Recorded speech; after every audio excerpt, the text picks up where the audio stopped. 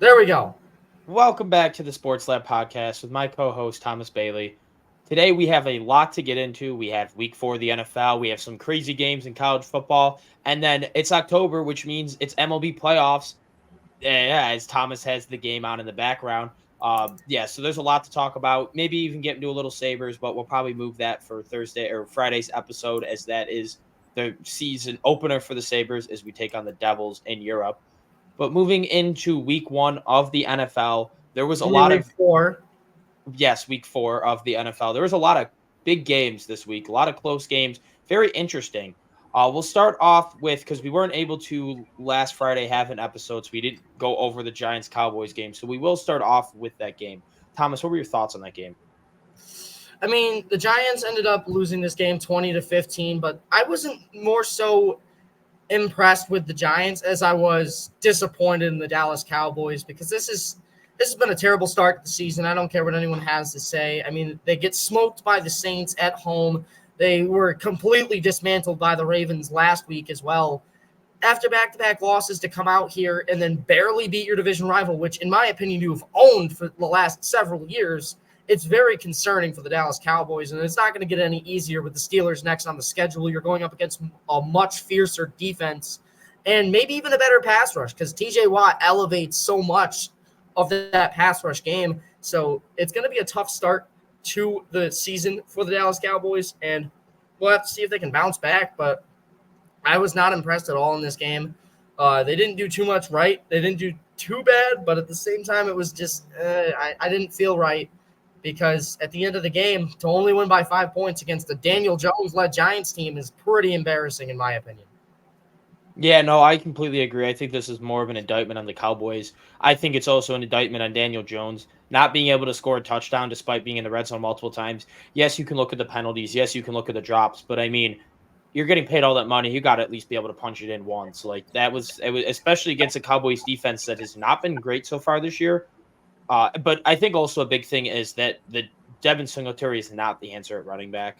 They need to get a new running back. I get their offensive I line think we isn't all knew good, that. but I mean, 14 carries for 24 yards. They had 24 carries for 26 yards total. That's just absolutely terrible, awful, unacceptable. And then the Cowboys side, against the Giants defense that had not looked great through the first couple of weeks. I mean, yeah, they only allowed 21 to the Commanders, but 7 field goals. They couldn't really, they were able to get stops in the red zone, but they were allowing the Commanders to move the ball up and down on them. The Vikings dropped 28 on them. And so, like, their defense just hasn't looked that great overall. That for the Cowboys to only average 3.5 yards per carry and then only score 20 points against a team that they've owned in the past, it's just not very inspiring. Oh, yeah, and I forgot. The Browns scored. I mean, yeah, 15 on them, and the Browns offense is pretty bad. I mean, I guess they look good against the Browns. Maybe their defense is just getting better, and that it could just be partly that they started out the year kind of slow. Because I mean, that is supposed to be the strength of their team, but I I'm just the Cowboys. They just kind of lack talent on offense. Besides Dak and CeeDee, I mean, the running back duo of Dowdle and Zeke is not that good. Brandon Cooks is basically washed. Jalen Tolbert's, Jake Ferguson's decent, and their O line has some If he's pieces, healthy. but yeah, but they just don't have any depth. They have a couple star players. It's like I just don't really like this Cowboys team. At least last year, it felt like they had a little more depth to surround their star pieces. This year, it feels like they lost all that depth, and didn't really replace it with anything worth any value. So I think that's an issue that they're starting to run in with. That's why they're keeping it close with a team like the New York Giants that they've owned in years past. Moving on though, we will move on to the Sunday games. Wasn't really much to talk about that Thursday night. Kind of a boring game, for being honest. But we'll move on to Vikings Packers. Vikings came out this game absolutely on fire. Jordan Love did not look great, did not look healthy. And then in the second half, he started to lead a comeback, but it was just a too little, too late as the Vikings were able to beat the Packers 31-29 to be one of the only 2 undefeated teams left at 4-0. Thomas, what are your thoughts? I mean, this is one of the ones I called the Vikings winning as well. This was one that I was not in favor of for a lot of people. A lot of people were picking the Green Bay Packers, and something about this game just told me that this is the game that Jordan Love was going to come back from, and I knew that full-heartedly that they were going to bring him out there. The only thing is I knew he would not start the game well. And the poor start that they had, I can blame a lot of that on him. He couldn't step up into those throws. He had Christian Watson wide open on a drag on a 3rd and 7 that was dropped because Watson couldn't reach all the way down to his ankle to grab the ball. Like, you got to be able to hit your receiver on a 5-yard drag for a first down to keep the drive moving, to keep the chains going, and he just couldn't hit the simple throws. And it's not the Jordan Love we're used to, and I understand that it's because of this injury, but I don't think they should have rushed him back for this one. I feel like at the end of the day, whether you started Love or Malik Willis, I told everyone, I was like, I don't think that they should start him, because think about it from this perspective. You weren't winning the game whether you started Love or Willis, in my opinion. Why not give Love one more week to heal up and then come into this one? I'm sorry, but Jordan Love on that start, they had a terrible start to this game because of that. And then you had the muffed punt that got him back in the game. They were right there at the end, and Love throws an interception into double coverage. Like, you can't do that. It was first down. And the thing is you have to be able to understand the situation better, is what I'm saying. And you would think he would have learned after what happened last year to end their season in the divisional round against the Niners, where he threw the ball into double coverage on like 2nd down, throw the ball away and live to play 3rd down, not throw the ball into double, triple coverage to get it intercepted for a loss. And especially for that being in a playoff game, I thought he may have learned. Clearly not if he's chucking it up into double coverage against the Vikings. And it was just a pretty bad performance on his end. I mean, I understand they were celebrating Brett Favre, but you didn't have to go Brett Favre, man. Like that, I'm sorry, but you didn't have to throw 5 picks in a game like Brett Favre would. Like, it was an unfortunate display from him. I think he'll do better next week. But, I mean, you got to get back into the game somehow, and they had to bring him back. They thought they had a very good chance to win. And at the end of the day, they came up just short, losing by a couple points. Yeah, I unfortunately did pick the Packers to win this game. I was wrong about that. I thought Jordan Love was going to look a little bit better than he did. I think it's more so credit to this Vikings defense that is very good. Yes. But one thing I just disagree with the idea that they shouldn't have played Jordan Love in this game, because if they played Malik Willis, it's basically forfeiting. They might have now not even shown up. They would have lost by 30. Speaking of that, my friend Owen, who I have my other podcast with, he said that they were going to lose, like, regardless. He said the Vikings would lose regardless of if Willis or Love played, and I was like, "Oh, whoa!" That is just an awful take. Yeah, no, that's a pretty rough take. But I think that bringing Love gave him the best shot to win this game, and you're trying to win games. So what you do is you bring in your quarterback who gives you the best shot to win the game. So I understand why they brought him back. If obviously they know how much money they have tied up into him. If they didn't feel like he was healthy enough, they wouldn't have played him. So I think it was the right decision to bring him back. I think, unfortunately, he was just not able to handle that pressure in the first half because he was a little rusty, taking a few weeks off. He's still trying to fully trust that knee again. And then in the second half, you kind of saw him starting to cook. I mean, they were able to make it a game. Tucker Kraft, unfortunately, had that fumble with 5 minutes left in the game that kind of really put it out of reach. If he doesn't fumble there, they go on score there. They maybe get a stop. They could score again. So I think it was the smart decision. I just think that the Vikings, their coaching staff is just unbelievable. Brian Flores, those blitzes he was able to cook up in the first half, and then Sam Darnold looking very good again. I mean, he didn't have to do anything crazy. I think he had under 200 yards passing or around 200. Oh, what? Maybe at one point, and he had like 275 yards and 3 touchdowns, dude. He went nuts. Okay, when I was watching the game, and I think I turned it off in like the third quarter, he was still under 200, and I just didn't think they threw it that much because I stopped watching the game. Right, but I can't blame you. Yeah, but no. He wasn't asked to really do anything too crazy. He had that insane throw to Justin Jefferson. I mean, Justin Jefferson is the best receiver in football. It's him, and then there's a gap between second. He is on a tier of his own. Especially in the sun too. In the sun on that play was crazy. I couldn't even see the ball the other day. Throwing the ball outside. And not even that touchdown catch, but there was also the toe tap catch. When when the Packers brought the game back on 3rd down, he made that insane grab that kept the Vikings drive alive, where they ended up scoring a touchdown that kind of put the game away.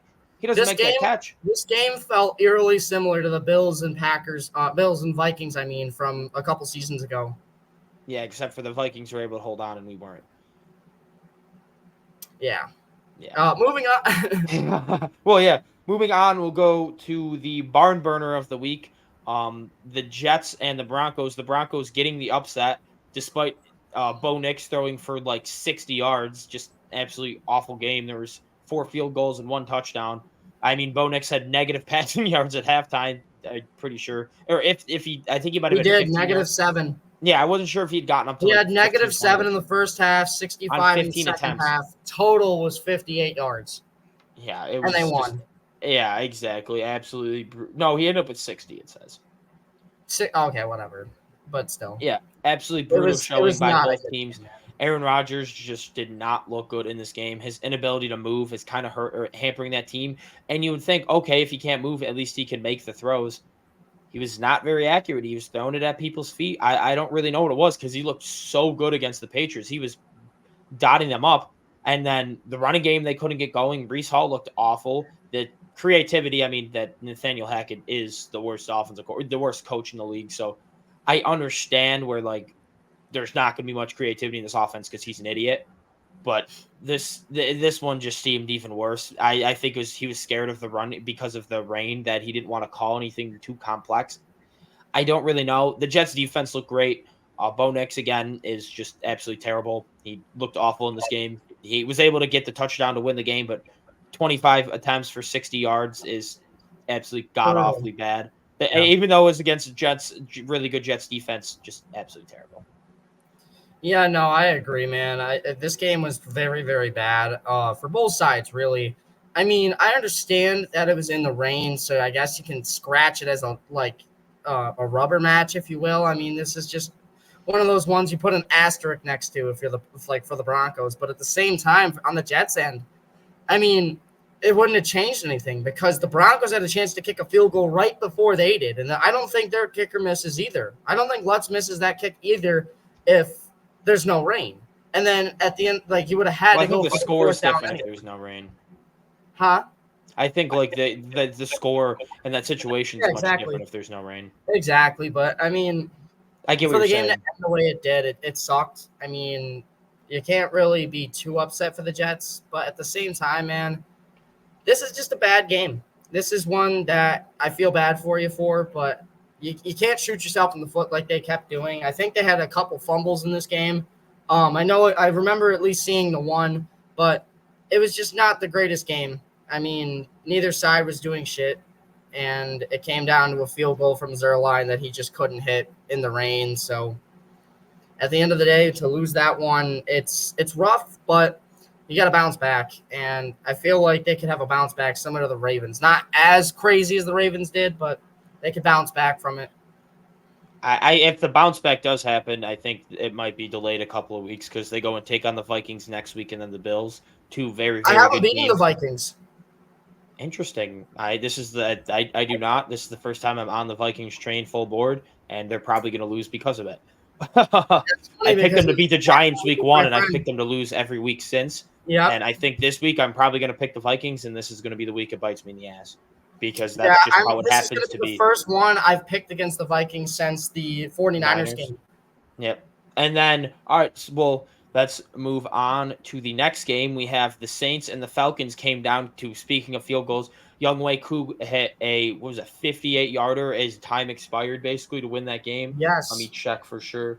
Yes, 58-yard field goal with 2 seconds left for the Vikings to win, or the Falcons to win 26-24. What were your thoughts on this game? Man, the Falcons never should have stood a chance in this one. This was a game that was absolutely tragic for the Saints. And this is, in my opinion, the Saints, as much as I've bashed them in the offseason, as much as I thought they were going to suck this year, this is the second straight week where they should have won but didn't for one reason or another. And this is the game that really sets the tone for me on why I think the Saints are bad. Because even the games they have good, they find ways to lose. And that's the problem. Is this one right here? Your offense was insane. Your defense was nuts. You had a pick 6 from Troy Anderson, the linebacker out of Montana State, folks. Second round pick out of Montana State. You know? Huh? I said Madden legend. Right, Matt. He's got he's got one of the high. Yeah, I was gonna say he's got one of the highest in the game. But I mean, you got him getting a pick 6 in this one. You had the muffed punt that resulted in the touchdown in the end zone.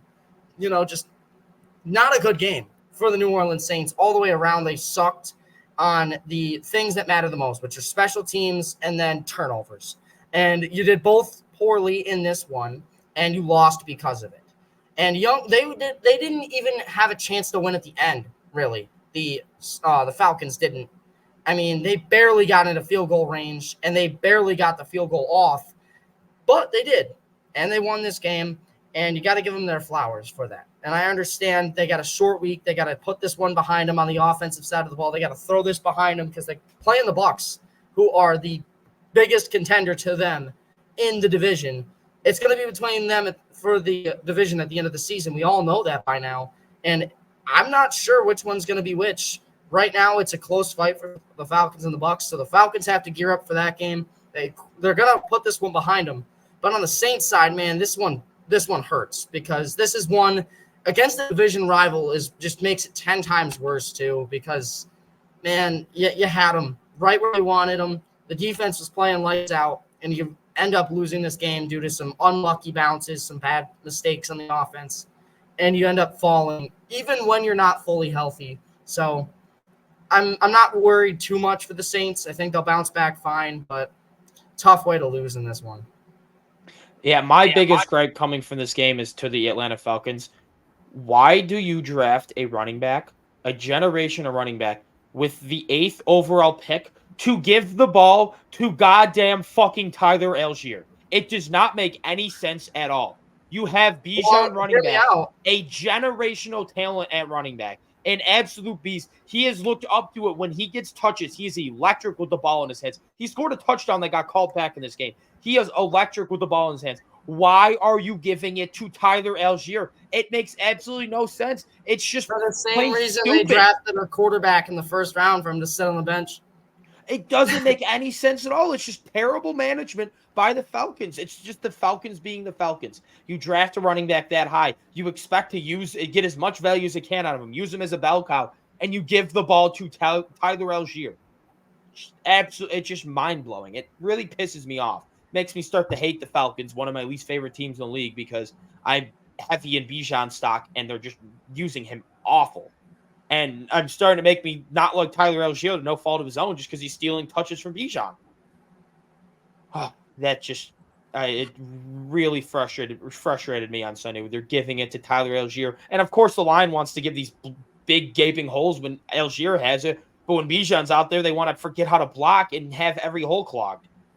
Like, it was very, very, very, very frustrating to watch that happen.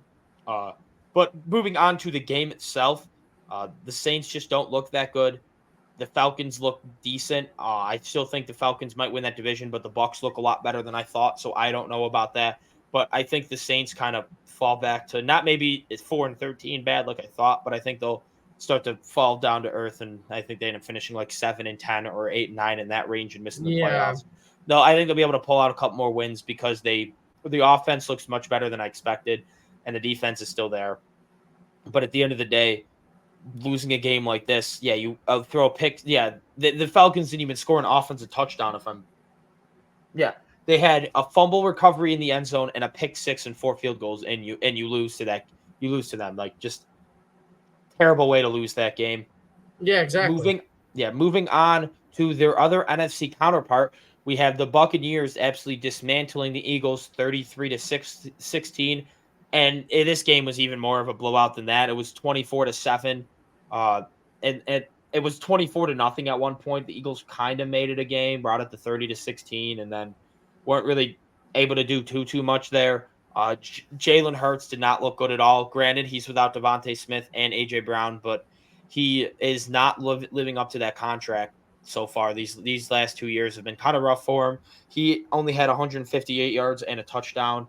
Saquon, he had like a 60-yard run, and besides that, he would have had 9 carries for like 25 yards, so they weren't able to do a good job opening up holes for him. Goddard, 7 for 62, not bad, but the Eagles secondary, outside of Quinion Mitchell, has looked really, really bad. Darius Slay looks washed. CJ Gardner-Johnson looks pretty bad. The safeties look bad. Like, nothing really, other than Quinion Mitchell, nothing about that secondary really inspires me. That's why Baker Mayfield was able to have 347 yards and 2 touchdowns on them in a game where he didn't really have to do much in the second half. Most of that damage came in the first half. But, Thomas, what are your thoughts on the game? I mean, this game was just one of those ones where I expected the Bucks to win, but I was like, you know what? I'm gonna pick the Eagles. And it's similar to the Bills Jaguars thing. The Jaguars had owned us in the past, but I thought finally this was our time to go out and win this one against the Jaguars. And the Bills did. So I figured I'd double down and do the exact same thing for the Eagles, but no, it was never gonna work twice. The Eagles are not owned, but are owned by the Tampa Bay Buccaneers. The Buccaneers just completely dismantle them every time. They've played them twice in the playoffs and won. It's just not the kind of thing you would expect from the Eagles. They played another bad game. Barkley couldn't really get anything going, especially in the beginning half of this one. And they really need to establish the run early to be successful, and they couldn't do that. They got themselves down early in this one, and it ended up being the difference. I mean, their offense never really came out and did anything like that crazy, and they only started to come back when they were completely blown out already. So 2 touchdowns in garbage time, and it means nothing to me. So the Eagles, just another poor performance. They really got to clean that stuff up if they want to be successful. And for the Buccaneers, another impressive win against a team that's good, in my opinion. I mean, they beat the Lions already, now the Eagles, and watch them lose this week to the Falcons because, they lost to Denver. Why not lose again? They are the most weird team so far to gauge for me because you just don't know what you got in them until they play one of those teams when they're fully healthy that can compete. I mean, I understand they played the Lions, but that Lions pass defense is pretty bad. So how is Mayfield going to play when it's a team that's a little bit better in the pass defense game? I'm not sure. We'll kind of have to see as the season goes on, but good job on Tampa's end, and the Eagles really have a lot to work on still with that secondary. Yeah, I mean, I think the biggest problem with Philly is not something that's going to be changed this year. I think it's their coach. As I've said before, Nick Sirianni is a bottom 5 coach in this league. He sucks. Moving on to another high-scoring game, we have the Bengals beating the Panthers to finally get their first win of the season. Joe Burrow had a really good game. He had 232 and 2 touchdowns. He had a pick, but he's starting to look back to his normal Joe Burrow self. The running game was really good. Zach Moss and Chase Brown combined for 130 yards, and I think it was 3 touchdowns on the ground.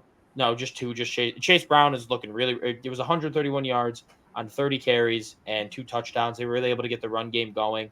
Jamar Chase with that insane 63-yard touchdown grab where he broke 3 tackles. Pretty improbable. I mean, the Panthers are the Panthers, so even though they got that big win last week, they fell down to earth. Andy Dalton didn't have a bad game, though. I mean, 220, 2 touchdowns and a pick.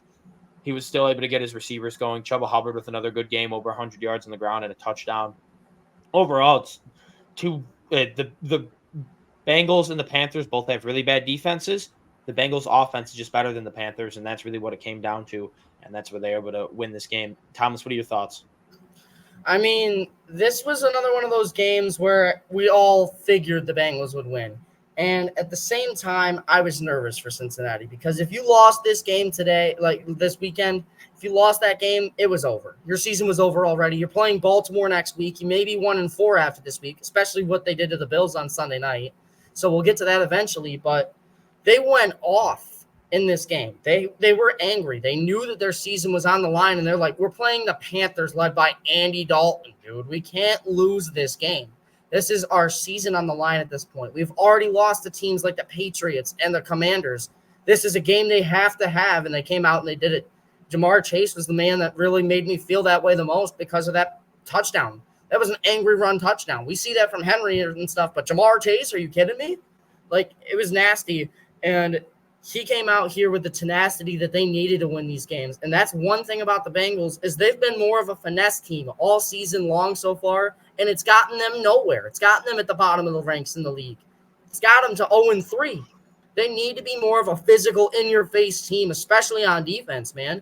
And I think that they are finally learning that, and they're finally getting back into the Cincinnati Bengals of old, the Cincinnati Bengals that went to the Super Bowl a few years ago.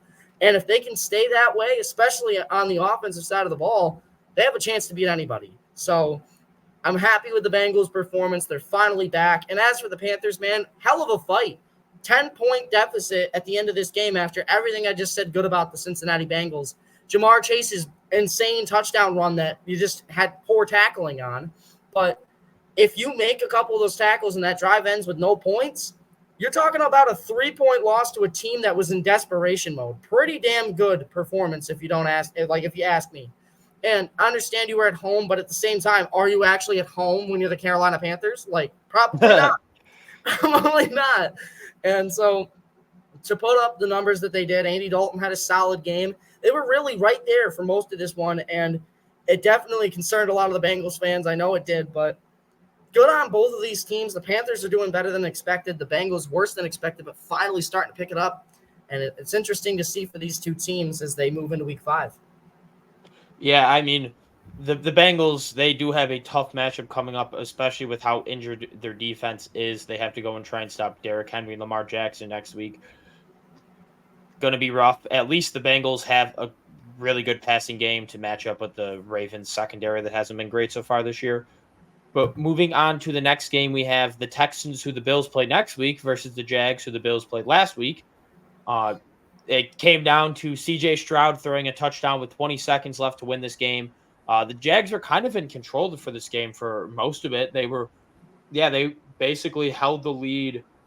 I mean, they were up 10-7 after the first.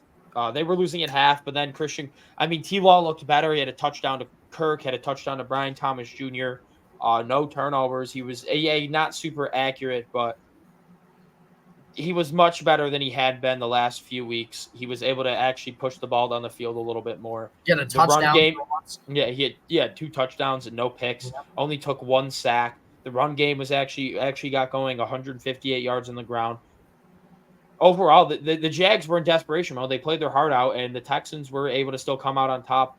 C.J. Stroud, 350 and 2 touchdowns. Nico, 12 catches, 150 yards and a touchdown. He's starting to move himself into that top 5 wide receiver conversation with guys like Jamar Chase and Justin Jefferson and Tyreek Hill. I mean, he has really just been – I think he's leading the league in receiving yards, and I don't think it's super close. I don't think so. I think he leads by almost 100. Yeah, he leads by 103. He's at 489, and Malik Neighbors at 386, then Metcalf at 366, Jerron Jennings at 364, and Jett is at 358. I think the gap will get closed this upcoming week, but we'll get into that on Friday. Right. So, the Texans, they were the better team. They were able to come out on top. C.J. Stroud put the team on his back, throwing it to Nico Collins, and they were able to come out with this dominant win. Well, not dominant, but they were able to come out with a win against a division rival. What were your thoughts? This is the definition of one of those games that felt like a trap game. And the Texans came in knowing that. They came in prepared, and they got the job done. That's exactly how you execute it. Great job on DeMeco Ryans and that coaching staff to come in and just not get smacked around by a team that's in desperation mode. We saw it with the Bills, obviously, against the Ravens. Like, who would have thought the Ravens 1-3 after this week if they lose to Buffalo in that game? They came out swinging, and the Bills coaching staff clearly was not expecting that for some weird reason, or they just didn't execute right, whatever. But the Texans did execute. They got the job done. Doug Peterson, really, this is just one of those games where I don't know how you still have a job, man. I'm sorry, but I think by the end of the year, he could be the first head coach that's fired. Next week, who do they got next week? I know they play somebody tough next week, too. The Colts. They probably win that one, especially if Richardson doesn't play. I'm not sure, but don't disrespect old man Joe like that. No, I don't think Joe is bad. It's just And then you got Taylor, who's injured too now. I think Anthony Richardson is going to play. He said he wanted to come back into the game last week. Well, yeah, but at the same time, they were never going to let him do that. They were killing him. But I think he said he feels fine and like his injury is not that bad. So I think he ends up playing next week. But Jonathan Taylor's probably going to be out with the high ankle sprain. But yeah, the Jaguars were in desperation mode. DeMeco Ryans came out here, and this is how upsets happen, folks. This is how upsets happen. When the team that's in desperation mode knows they need a last-ditch win, and they come in and smack around a team. And we saw this last year with the Texans against the Panthers. Last year, that's the Panthers' only win for the longest time last year was that.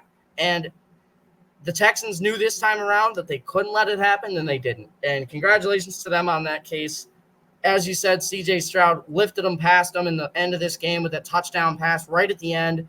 It was a very good game. Electricity through my veins for most of this one, and it came down right to the end. And so the Jacksonville Jaguars, they got to be proud of the performance they put up against a very good Houston team, in my opinion. So we'll see how they do next week. And then for the Texans, they got Buffalo, so another big test, but they're at home again, so we'll see how they do.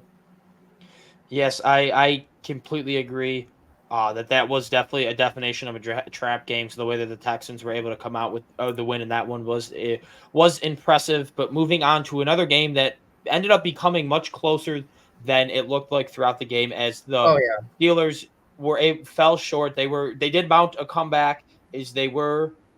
I mean, I guess it was 24-10 and 24-17, 20, like they were down by 2 touchdowns at the beginning of the fourth, and they were able to bring it close. They lost, and they ended up losing only by a field goal.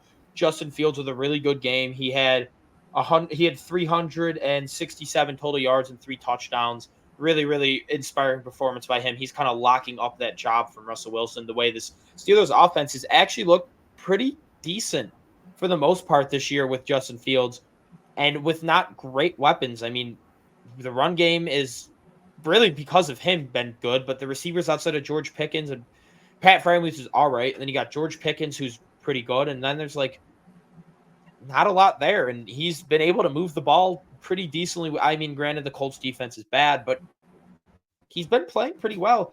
But on the other side, Anthony Richardson did start this game out on fire. He did lead them on 2 scoring drives before, unfortunately, he had to come out with a hip injury he sustained on that second drive. He claims that he is fine. He claims that he'll be back next week. Who knows? Either way, they do have a competent backup quarterback in Joe Flacco, who, after he took over, was able to, again, against the Steelers defense, still score another 13 points to really put that game away. I mean, he was able to let a field goal drive in the second, and then in the fourth quarter was able to get a touchdown that kind of put the game, and a field goal that really put the game away. So kudos to Joe for really stepping up and making sure that Colts held on to that game, because 2-2 sounds much better than 1-3, and especially since they have a game against an 0-4 team next week, they could win that game, go to 500, which would look amazing considering how they looked just even last week after that loss, or after barely beating a Bears team and looking really bad in that game. I mean, after week 2 being 0-2, like it looked kind of gloom for Colts fans for a little bit, and they could end up being above 500 as soon as next week. So I really like this outlook for the Colts. Their offense is kind of putting it together a little bit better. I think it really comes down to Anthony Richardson. If he plays well, the offense is good. If he plays bad, the offense is bad.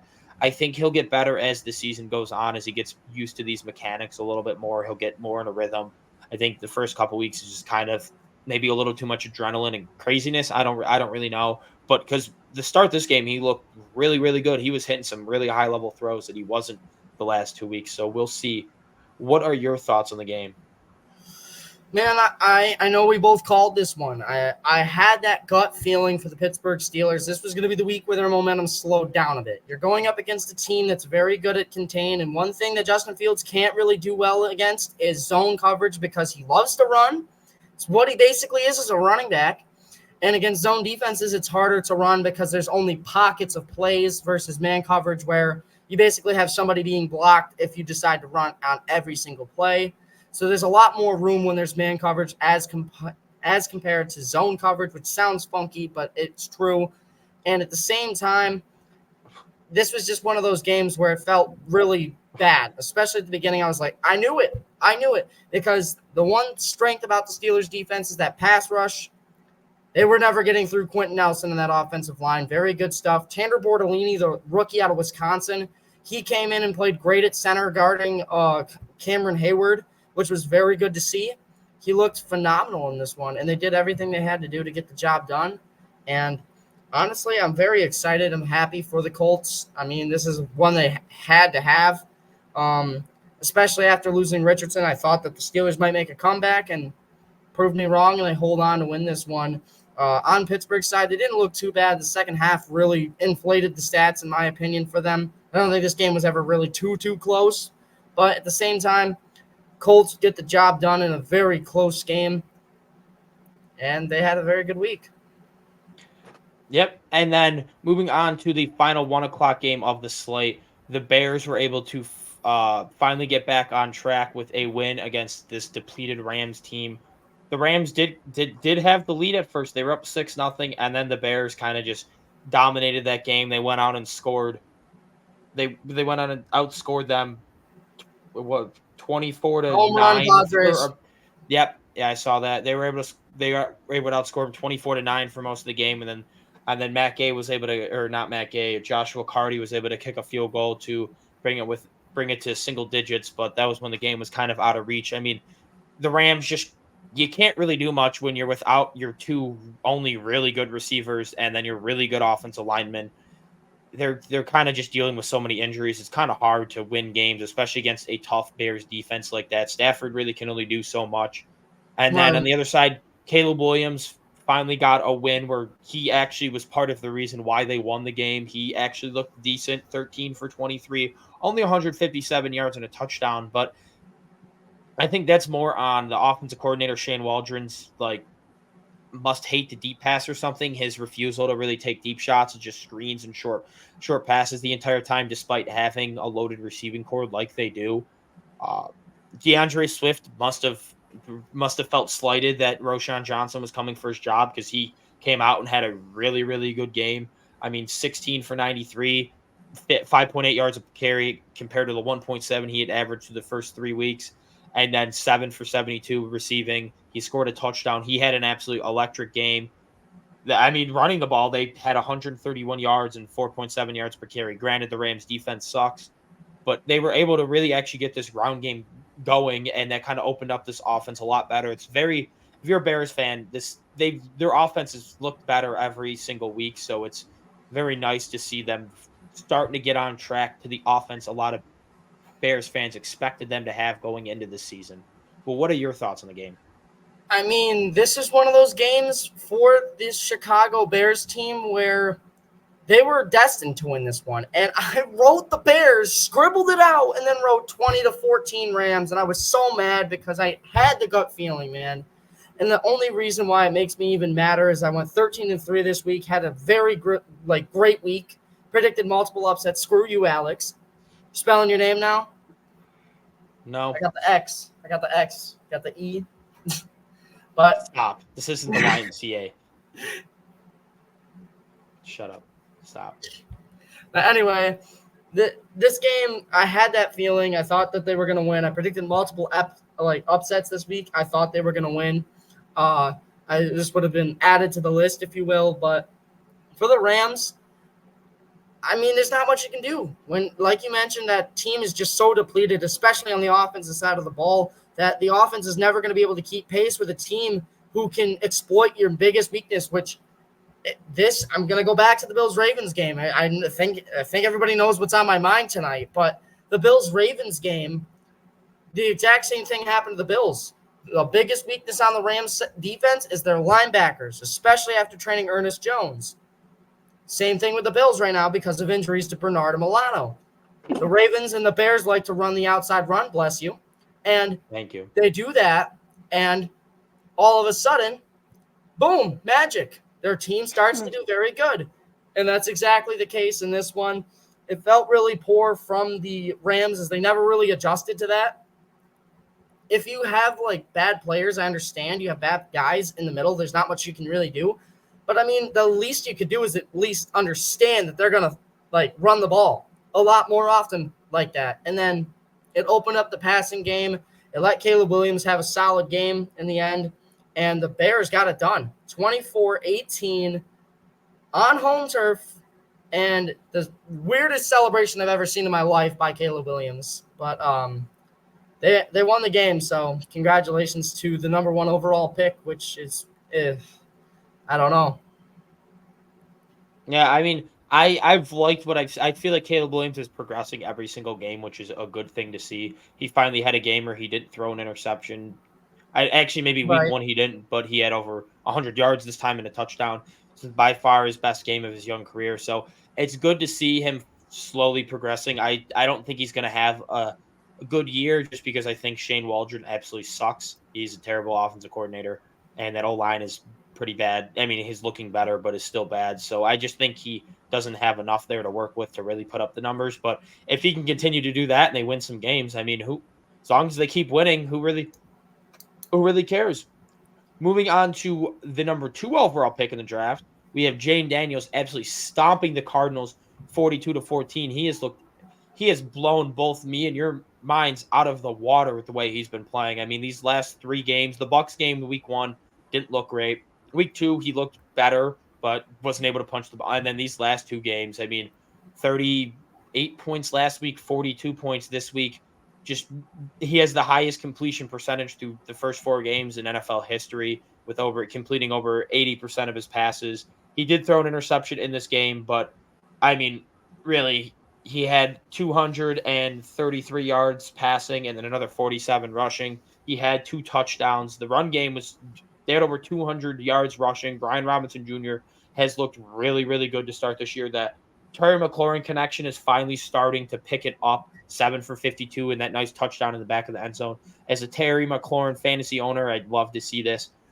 And then on the other side of the ball, the Commanders defense that had been awful through 3 weeks actually looked pretty decent against the Cardinals, holding them to only 14 points. I mean, I think part of it might have just been game script. The Cardinals just kind of got into pass mode only, and they're more of a run first team and they're without Trey McBride, so it kind of hurt them. But Kyler Murray, other than that Rams game, has not really looked that great this year. A lot of people expected him to have like a really good year, and other than that Rams game, I mean, 14 points against a bad Commanders defense, and then 14 points against a bad Commanders defense, 13 points against a bad Lions secondary, where he had, 200 yards. And then I don't think he looked great against the Bills either. I think it was more so the running game was looking really good. I mean, he was making some throws, but for the most part, it was just kind of throwing it to James Conner, and James Conner and Trey Benson had really good games. To me, he kind of has been a little underwhelming other than that Rams game.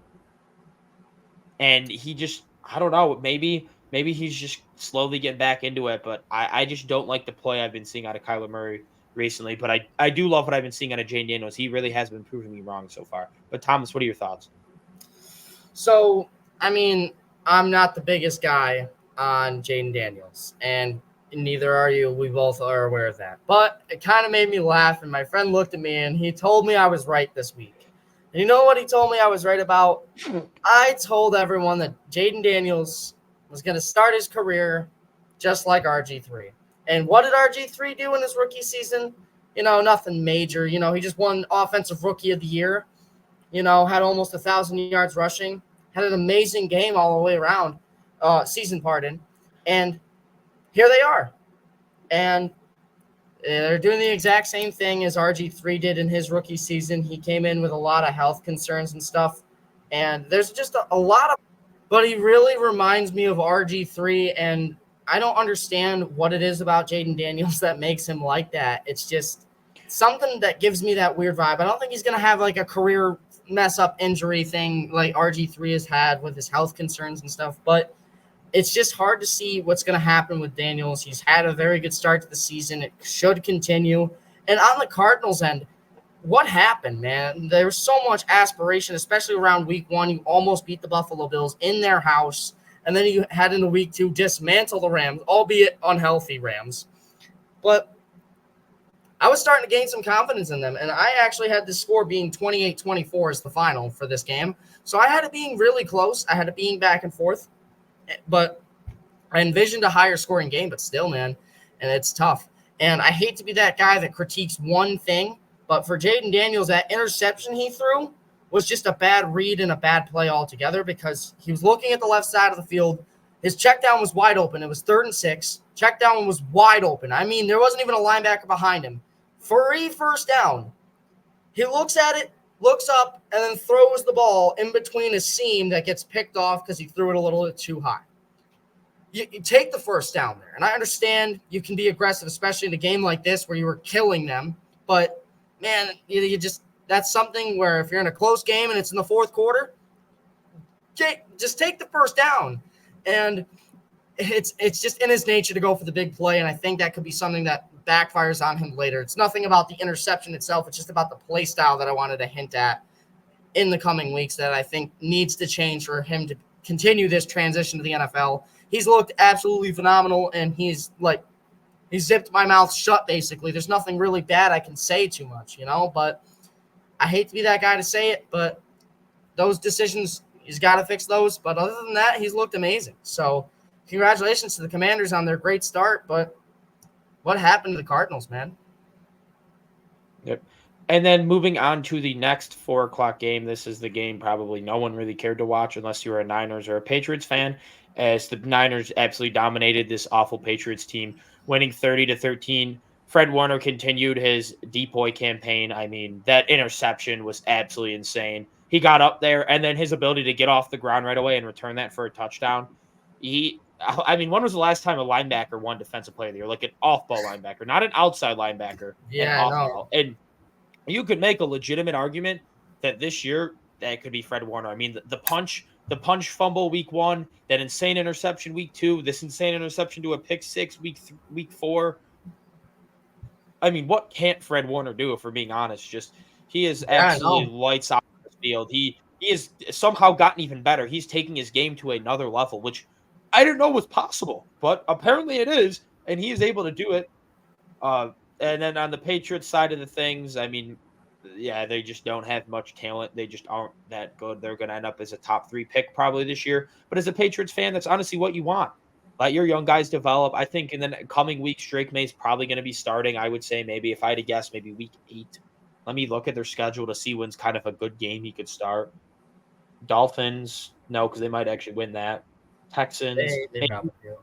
maybe the Jags game week 8, or is that week 8? Week 7. I think either Jags game week 7 or Patriots game week 9. You definitely don't want to start on week 8 against Or the Jets. Patriots game week 9. They play themselves. The Titans game week 9. I think you definitely don't want to start on week 8 against the Jets, because you don't want to throw them into that dumpster fire. So I think the first time. Yeah, I think you start in week 7 against the Jags because they're a bad team, but it being in London, I think maybe you wait. I think week 9 is probably the perfect time to start them against a bad Titans team, depending on maybe they pull the plug even sooner if Jacoby Brissett continues to play this bad. But I mean, 19 for 32, 168 yards, a touchdown, and a pick. I mean, the pick was mostly Fred Warner being insane, but scoring 13 points is not going to cut it. And then this defense is what happened to this defense, man? It has looked pretty bad these last 2 weeks. I mean, allowing 32 I'm not going to blame them too much to an injury-riddled Niners who have Debo and Kittle aren't fully healthy. McCaffrey's not playing. Ayuk hasn't looked good this year, and they still allow that 30 bomb dropped on them. Last week they allowed 24 to the Jets, and that's the only time the Jets' offense has looked actually like very good all year was against the Patriots. I mean, Christian Gonzalez has been a stud, but the rest of that secondary has been that cornerback room outside of him. That secondary has been weak. They can't really stop the pass besides him. He's shut down, and then everyone else is let through. Their front seven's been all right. I mean, not great, but not really been getting much pressure without Matthew Judon. They don't really have anyone there. And then in the Niners side of the thing, they finally get back on track. Purdy with a pretty decent game, 288 and a touchdown, a pick. He had a couple of really nice throws. Really didn't have to do too much because they were playing the Patriots. Yeah, I mean, not really much I need to say about them. We know how good they can be when they're healthy. But Thomas, what are your thoughts on this game? Man, this was another one of those games that I wasn't expecting it to be that much of a blowout, but I was expecting the right result. I know the Niners are a better team in the end, even without McCaffrey, even without Deebo Samuel, with Kittle being whatever he is. Deebo played. He just wasn't fully healthy. Yeah, well, whatever then. Kittle and Samuel both lumped into that same category then. But either way, though, like this is one of those games for the Patriots defense where I understand you had the right schemes in place, in my opinion, especially that one catch that Kittle had in the end zone where he just went DeAndre Hopkins and lost all 3 of them. And, like, that's just bad players at that point. I think they have the right scheme. They had very good looks for most of this game. Purdy was running for his life. He was just making the most out of it because they couldn't contain him. And that ended up being the reason of their downfall in this one. It opened up the passing game for Kittle to get open, for Kyle Juszczyk, of all people, to get into the end zone. I literally have Ayuk and Jennings in fantasy, and they give the ball to Juszczyk. Thank you, San Francisco. Yeah, I mean, I have Ayuk and Jennings also, so I get the frustration. But it's a tough game, and I understand that. But the 49ers looked pretty much unstoppable for most of this game. They did what they wanted to this Patriots defense. And the Patriots offense, again, sluggish game, sluggish start. They finally picked it up near the end, but it wasn't enough, obviously. They were never going to get close. And the 49ers walked away in this one. It's just another one of those games in the season where it's like you expect the result, and they very much so live up to that. Yep. And then moving on to our next game, we have the Raiders and the Browns. The Raiders were able to get this win 20-16. The Browns have just looked absolutely pitiful this year. That 6-11 prediction I had for them is actually looking quite good. And they might even be worse than that. I mean, they're already looking at selling their players. I don't know if you saw they converted all of Amari Cooper's salary to a signing bonus other than 1.2 mil, so it get moved to money to the following years. Which the only reason they would do that this late in the They year is trade because him. they want to trade him. So Right. if you're Brandon Obviously. Bean, call up the phone. We'll give you 2/4 in Curtis Samuel, a third in Curtis Samuel, something like that. Hopefully they take it Ooh. because Amari Cooper next to Keon and Shakir and Kincaid. That I think we're kind of just missing that other outside piece because Samuel just hasn't really Devontae been what I Adams? thought he would. If we can get if we can get Devontae Adams, for I'm sure. rioting in the street. I mean a second and then other. We don't even have to give up a first. They already said they would consider a second plus other. So yeah. Right. I mean, I wouldn't hate a Devontae Adams. I don't know if we can afford him as much. Amari Cooper, the way they move that contract around, it's We have 1.2 2 mil this year. seconds. Yeah, exactly. So but at the same time, I would rather go and get Amari Cooper just because he's cheaper. He's still very good. Yes, he's not Devontae Adams, but he does what he fills exactly what we need while still keeping our The 3 better top move 60 as picks. well. Right. The better I think move the as better well value would is be Amari Cooper, Cooper. because then we can get rid of him after the season if we want to, versus Adams where that contract extension We kicks have another year. and we Yeah. have to pay him so much. So Exactly. realistically, That's you why can get rid of Cooper and then draft another receiver in the first Yeah, round. I or wouldn't. I would say second. Our first round Or has to even go sign defense. somebody. I think you Yeah, could sign somebody who's a solid guy. Our Pickens might be a first free round agent. pick. I think our first round pick this year has to be safety or D line. You really can't do anything else. Anything else is just wrong. I want to give Bishop a chance. I really do. But Okay, then the other safety. Yeah, you're right. But still, we need a safe. I think Bishop's the future is one safety. The thing is, we start 2 safeties, and Rapp's a good Everyone filler. does, He's a good mostly. transition piece. So Unless we you're on a Johnny, desperately which is it has weird. to be. And also, this is a very good safety class, but we'll get into that like down the line. That's more of Malachi Starks. He's going to go way before us. I'm thinking more. No, like I a Kevin know. Winston, He's but- Kyle Hamilton of this draft. Exactly. I mean, Ryan Williams made him look otherwise, but Yeah. we'll get into that later. But I mean, the Raiders looked pretty decent. They didn't have to. They relied on their defense and their run game for the most part. I mean, Minshew had 130 yards passing there, but they were able to run for 150 yards, and the defense kind of stepped up and held the Browns to. Let me see exactly how many yards of offense.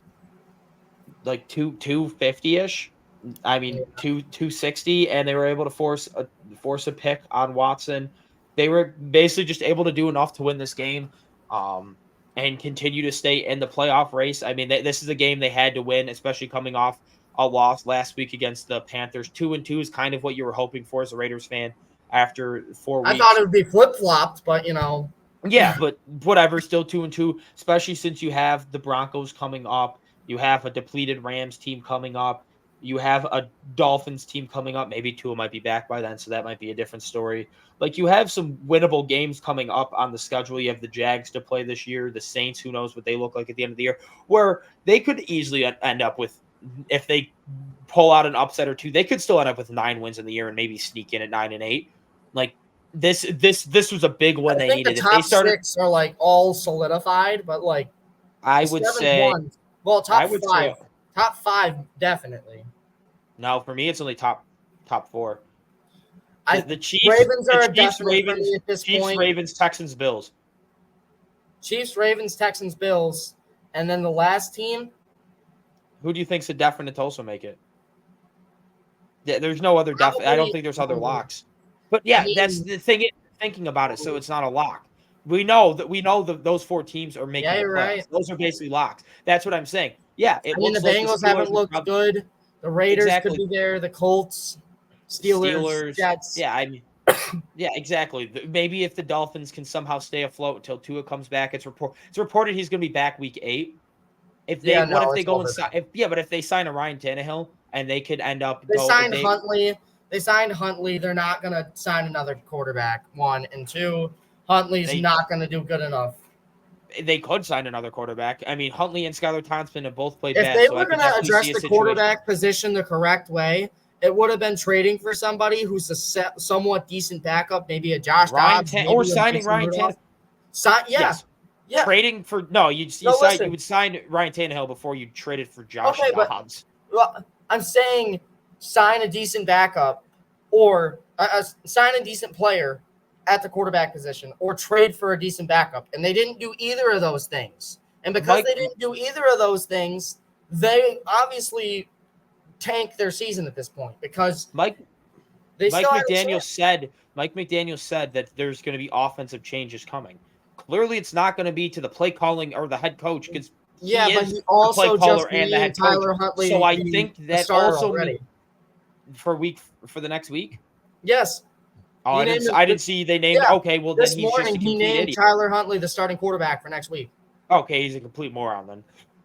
Yeah, I didn't know that. This is what I'm saying. They're tanking their season at this point because you had a decent stretch where you could have won with a backup against the Titans and then the Patriots. Yeah, that's a stretch you can win with a backup.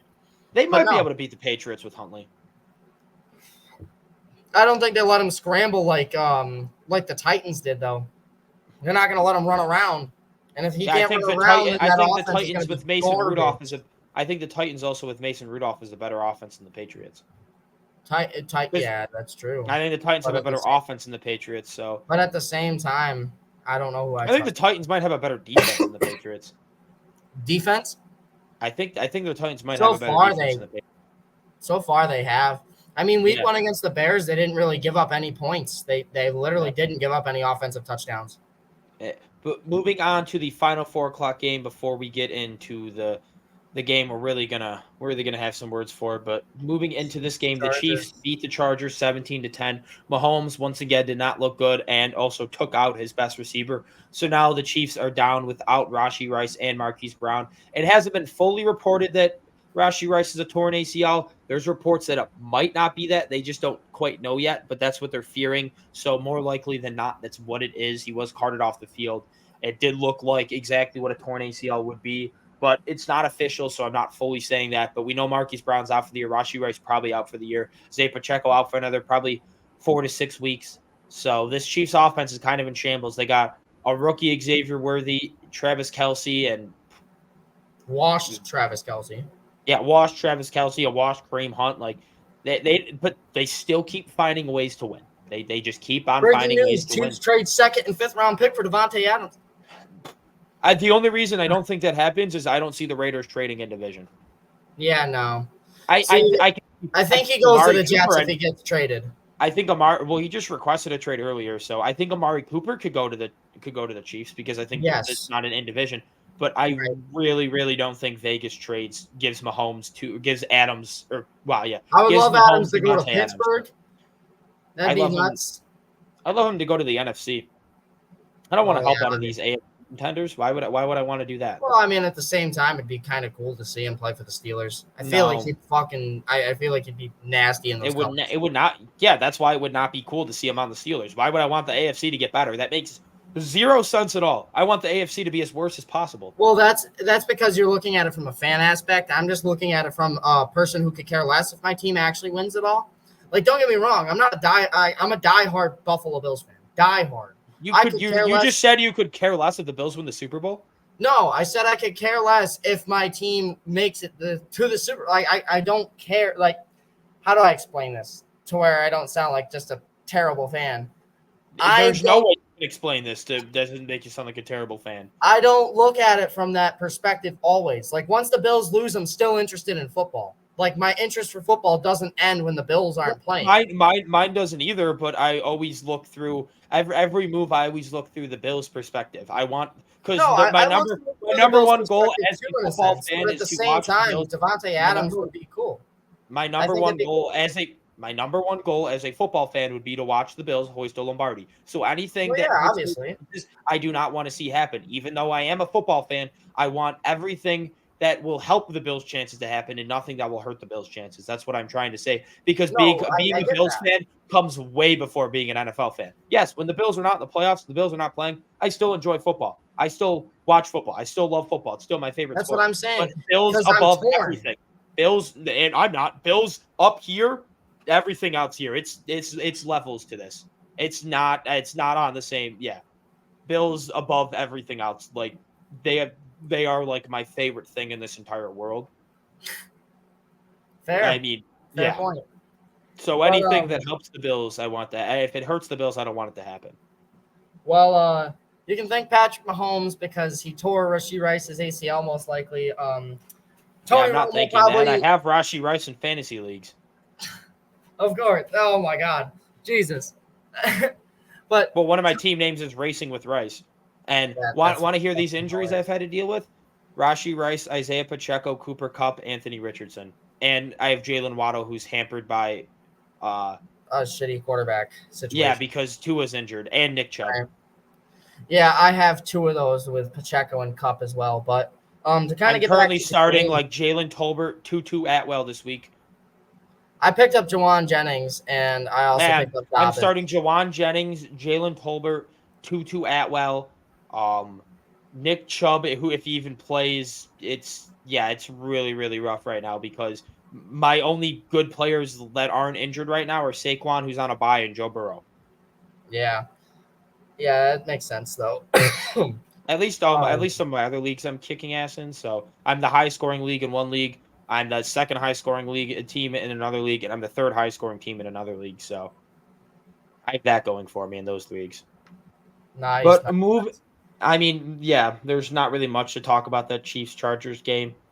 I mean, And Romo probably said some stupid thing like Mahomes is such a good leader, taking out Rashee Rice just to make sure the other young guys get on the field. I don't know, Jim. I mean, Jim, he's just such a great leader. You know, he tears Rashee Rice's ACL to get the younger guys in. It's what a leader Patrick Mahomes is. Like dude, I don't know, Jim. I don't know about that one. that one was a touchdown. That one was fair. Always. All right, but moving on to the most depressing game of the week. The Bills got absolutely dominated by the Ravens on Sunday Night Football in Baltimore. 30. You did not call this. You did not call this. You did not call the Bills getting dominated. You said it. I think you had it like 27-24, like 30-27. You had it 28-24.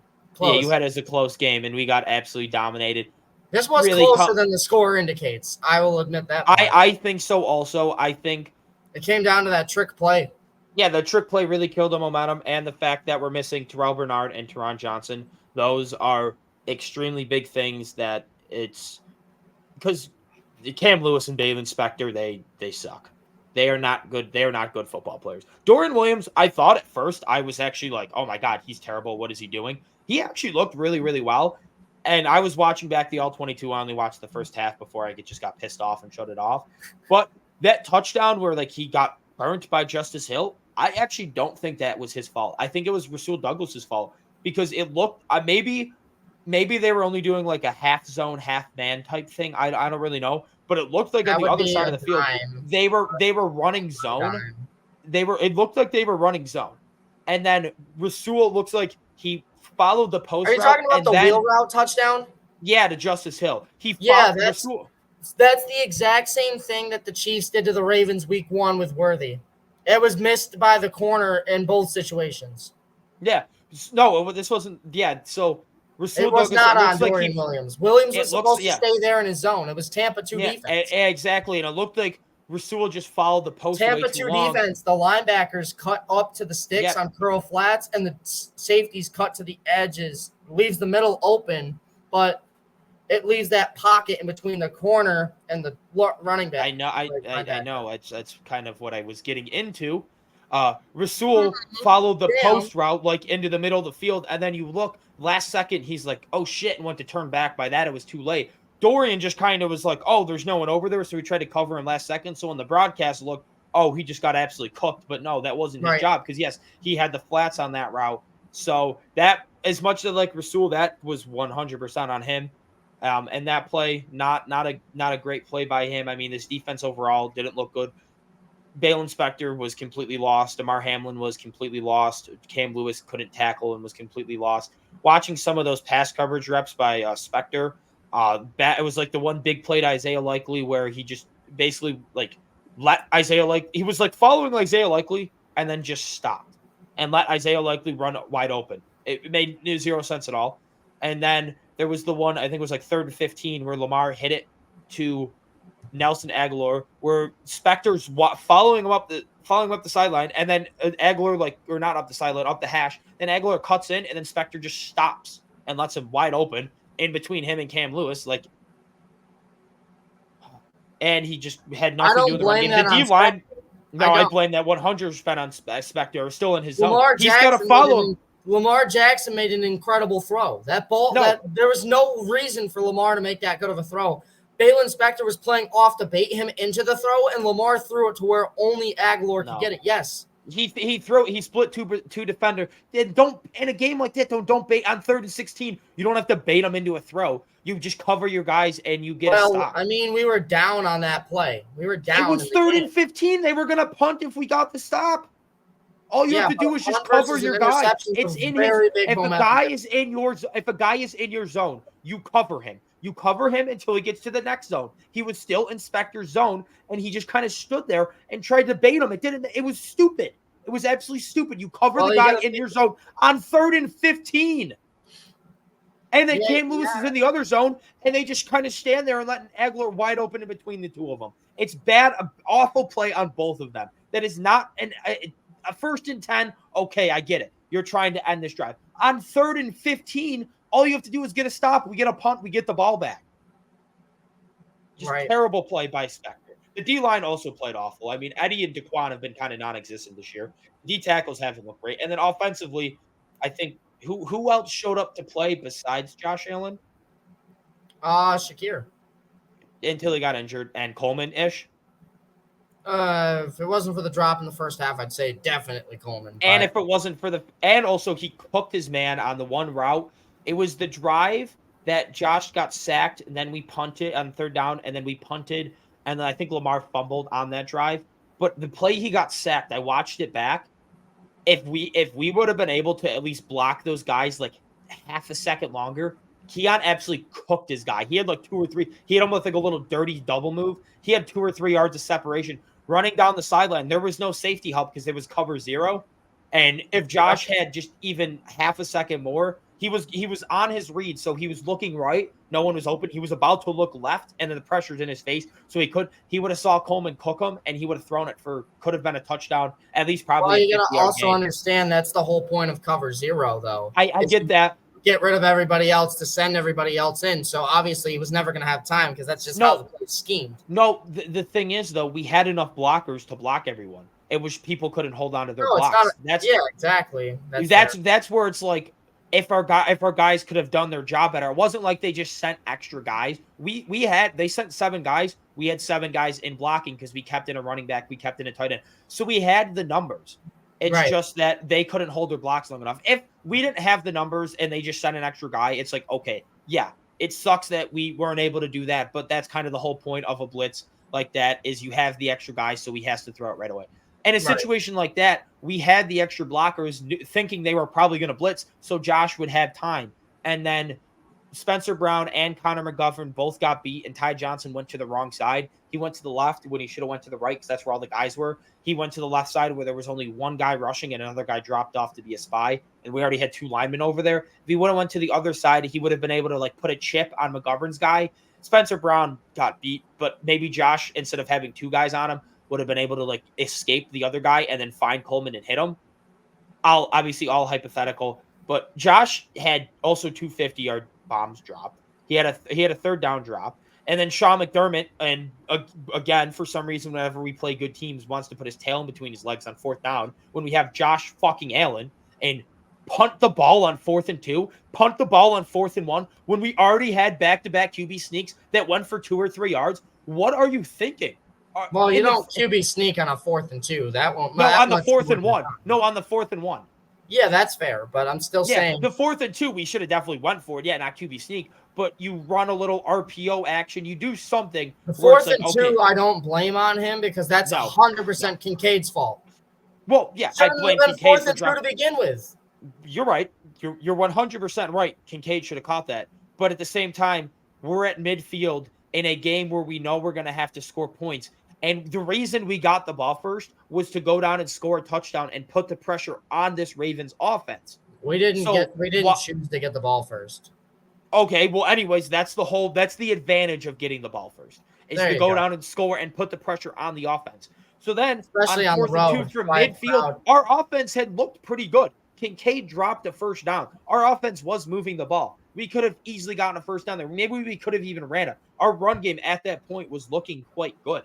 To just not Right. even attempt to play. And it wasn't like we were at our own 30-yard line where we instantly give it in scoring range. We were at, I think, like their 45, maybe like our 50. We were like at midfield where they would have still had to gain some yards to get into field goal range, and whatever, a field goal's a field goal. Like it wasn't like we were giving them free points.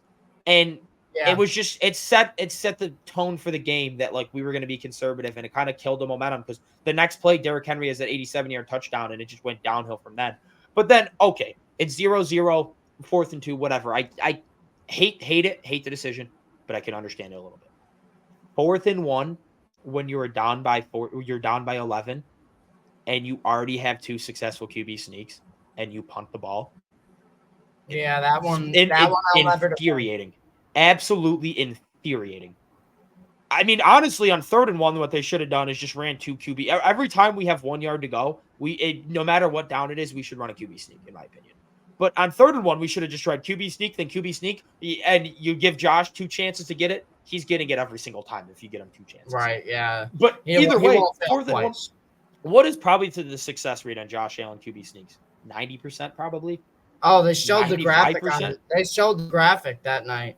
Not like they showed our 4th down conversions. I don't remember seeing a graphic on the QB sneak conversions. No, 4th down conversions is what they showed. Yes. Yeah. But I'm saying on what is our success rate when we run QB sneaks? Like at least 92%. Yeah. Like exactly. Think back to his second year of his career when Josh Allen wasn't really known for this stuff yet. You know, even back then he was getting it.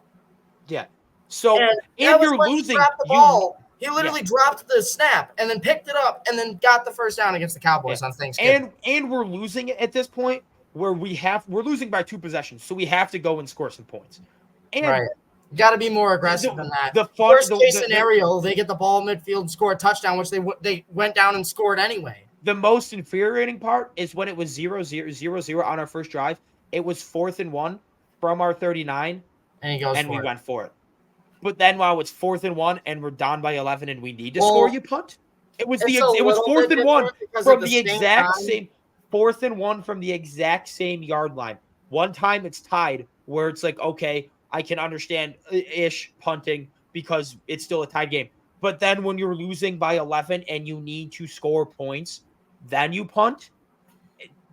Absolutely stupid. Just terrible. And I like McDermott for the most part, but it always seems to be in the biggest moments against the best teams, he just puts his tail between his legs and gets very conservative. And it's just frustrating. It's like, play with some aggression. And if we lose because you're playing aggressive, at least we can say, all right, he went out, like he gave it his all. But when you just do all this conservative shit, it's just so frustrating. It's like you're just letting these teams walk all over us and you act, and it's like you don't give a fuck. And it's just pisses me off so much. And then offensively, I thought Joe Brady didn't call an awful game. I thought the trick play was absolutely, completely, and utterly terrible. But besides that, I didn't think it was that bad. I wish we would have attacked the middle of the field a little bit more because that's where they're really susceptible. Roquan Smith looked pretty bad this year. Their other linebackers have looked even worse.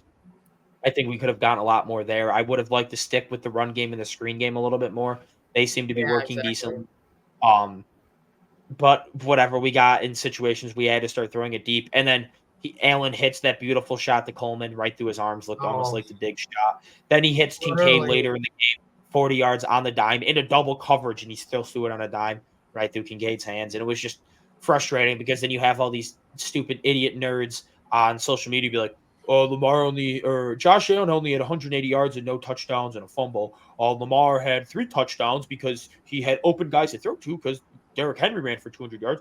Lamar is really actually the MVP because I don't know anything about football and I just look at stats because I'm an idiot. That's basically what Lamar Jackson fans have now entered the number 1 spot for my least likable fan base in the NFL. I dislike no one more. It was the Miami Dolphins for the longest time. Lamar Jackson fans have overtaken it. They are completely insufferable when it comes to the way that they think that Lamar is somehow better than Josh Allen. It makes 0 sense at all. It pisses me off. Do you have any more thoughts to add on to this game? I kind of rambled. I just had a lot I wanted to talk Yeah, about. no, you're good. I did a little bit.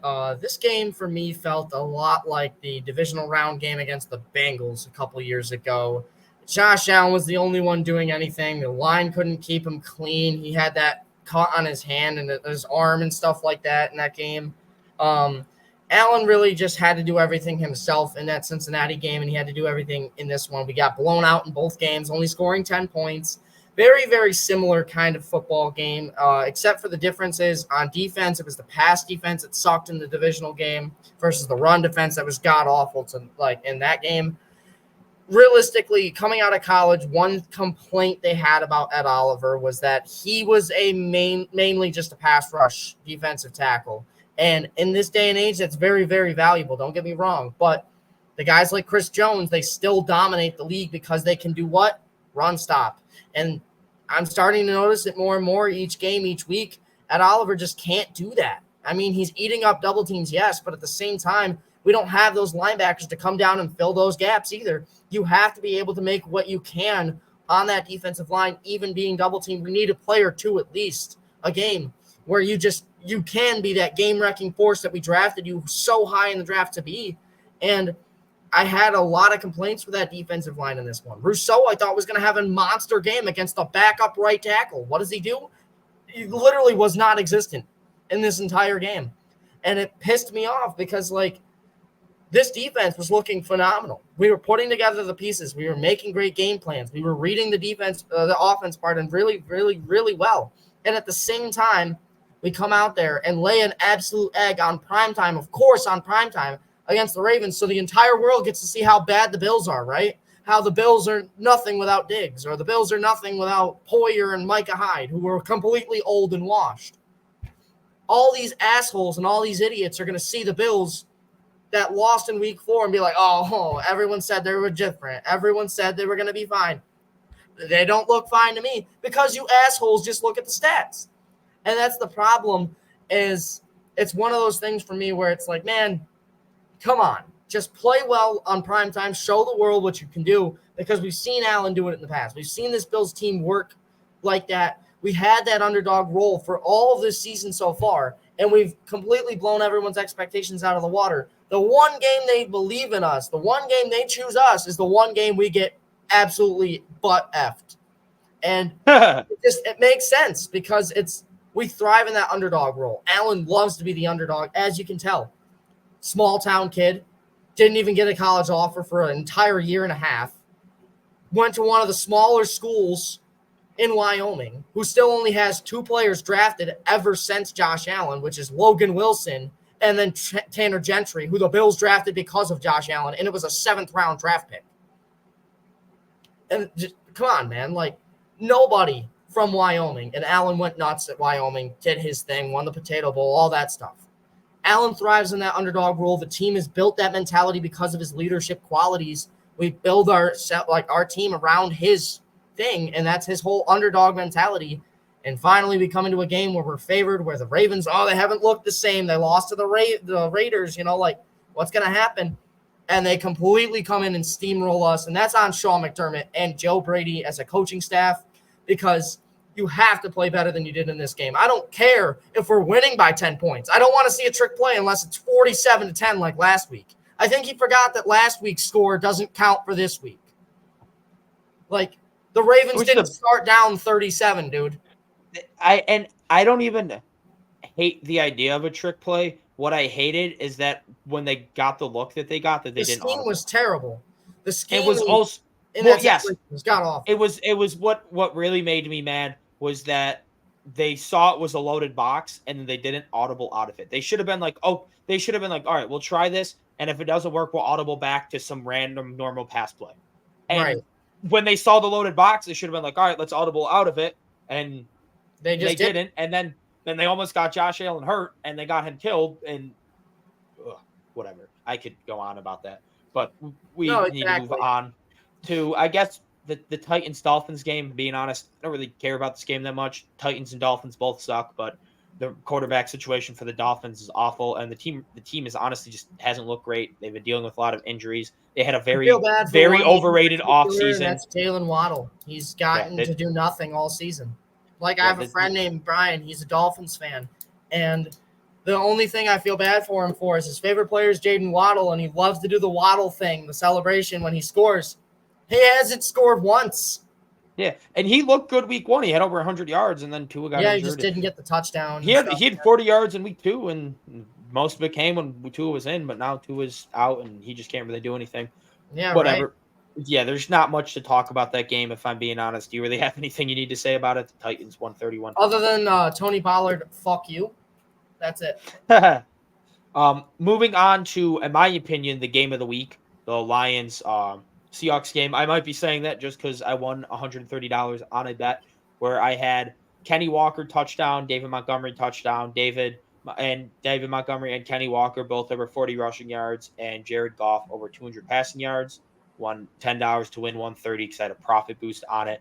But this game is absolutely electric. Kenny Walker has shown that he is an absolute beast, and I was right for being so high on him and drafting in fantasy leagues. Did you know he's only played 2 weeks this year, and he's the RB21 on the year? That's actually insane. He's averaging, because he had 19 points week 1 and had 35 points or whatever this past week. Yeah, last night, yeah. Yeah, and they apparently they thought they shouldn't run the ball in the first half. Like, I get the Lions have a good run defense, but they ran it 4 times in the first half. The second half, they started running it a little bit more. He still only ended up with 12 carries, but he had 80 yards and 3 touchdowns. 2 of them. He had that big run, too. Yeah, 2 of them being 1-yarders, but he had like a big 30-yard run. He had a 20-yard touchdown. He had some really nice runs. He showed off. And this is him coming off of a groin injury he missed the last 2 weeks for. And then he also had a couple of really nice plays in the receiving game. He had 4 for 36 use. Everyone saw that acrobatic play he had against Alec Anzalone, where everyone thought he was for sure tackled, and he was able to roll over top of him, then like roll back and like flip. Yeah, he like rolled over top of him, then rolled back over top of him, and like flipped up and started running again without having a knee or an elbow touch the ground. Insanely impressive by him. He looked really good. Geno, other than that double coverage throw, looked absolutely insane. I think they just got too much of a hole because, one, the defense couldn't get a stop, and 2, they didn't try to run the ball in the first half, which then kind of were forced to throw because they weren't running the ball at all. And it gets really hard, especially against a Lions defense like this that relies on stopping the run, that if they don't even have to stop the run and they can have light boxes, they're eventually going to be able to make some sort of stops in the pass game. They were able to kind of in the first half, but I mean, 395 and a touchdown. And then, I mean, the pick was just kind of at the end of the game, just chalking it up there because he was just trying to force something. Bad decision, but overall not super consequential. I mean, the reason he didn't have more touchdowns is because he had 2 receivers get tackled at the 1-yard line, and then they punched in with Kenny Walker, which I love to see, but people who had DK Metcalf or JSN or Lockett or anyone like that probably wasn't too happy to see. And then on the other side of the ball, I meant to say Tyler Lockett. And then Jared Goff on the other side had an absolute perfect game. I mean, 18 for 18, 292 yards and 2 touchdowns. You can see Goff when that run game's going and he can hit those play action throws, it's over. Like, he had that one throw where he like went 360 and threw it, and it was still caught, and I was like, oh my god. He is so accurate. He is so accurate when he can get those play action going and get those middle of the field. That's what I'm saying. Tucking. It's kind of over. They gotta do though. They gotta be consistent at being able to get the run game going and get the pass game going afterwards, because the games where they get forced to pass, like that Bucs game, where they went down early and had to freaking pass the ball so much, he threw 3 picks in that game. Coming into this week, he had more interceptions than touchdown passes. Yeah, because he had a rough 3 to 4 2 weeks. But I do want to give some slacks to the Seahawks. They were without Brian Murphy and Leonard Williams in this game. I mean, those are 2 absolute studs on their D-line. There's only so much you can do without like your 2 best defensive front 7 guys against a dominant O-line and dominant run game like the Lions. Yeah, I mean, they weren't a great run defense to begin with, but then you're without them. I think maybe one of their linebackers, I don't know, their front 7 was extremely banged up, so really, really only so much you can do there. And then, the play action kind of opened up the middle of the field, and when Goff can get that play action middle of the field game going, you can't do anything about it. You just kind of have to be like, all right, hopefully we outscore you. That's kind of what you have to do at that point. Because right. I still don't think he's a top 10 quarterback, but when that run game going and those play action crossers are going, he is tough to stop.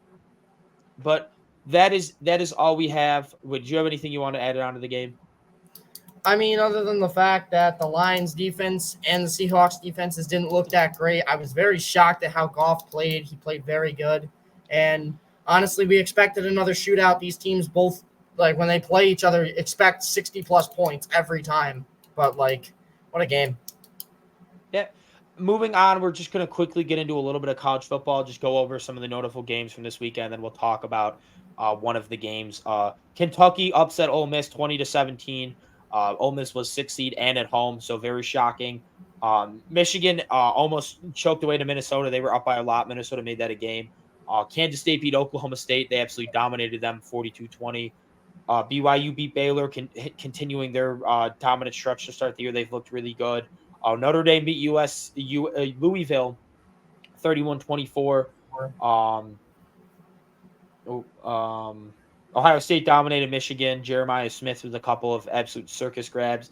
Illinois beat Penn State 21-7. Boise State continued their dominant run behind Austin Genty with another dominant win. He has 900 yards and 13 touchdowns through 4 games. Illinois beat Penn State? I meant Penn State beat Illinois. Oh, you scared me, but I was like, what? I thought they won. Penn State won 21-7. Oh, I was going to say, that'd be another Austin Genty is just absolutely insane, averaging over 10 yards a carry, 13 touchdowns through 4 games. It's otherworldly. Arizona got back into the ranking talks with the dominant win against Utah 23-10. And then the game of the week, what everyone thought was going to be the game of the week from Friday night, Miami, Virginia Tech. Virginia Tech thought what they had was a Hail Mary, but then it was knocked out. Was the guy out of bounds? Is he allowed to knock it out when he's out of bounds? Was the ball moving? There were so many question marks on the Hail Mary. Very weird way from the game to end. But Miami was able to hold on. A lot of people are saying, Virginia Tech got robbed by the refs. I disagree. I do think that was not a catch. Either way, even if you thought it was a catch, they blew a 10-point lead, but with 12 minutes left.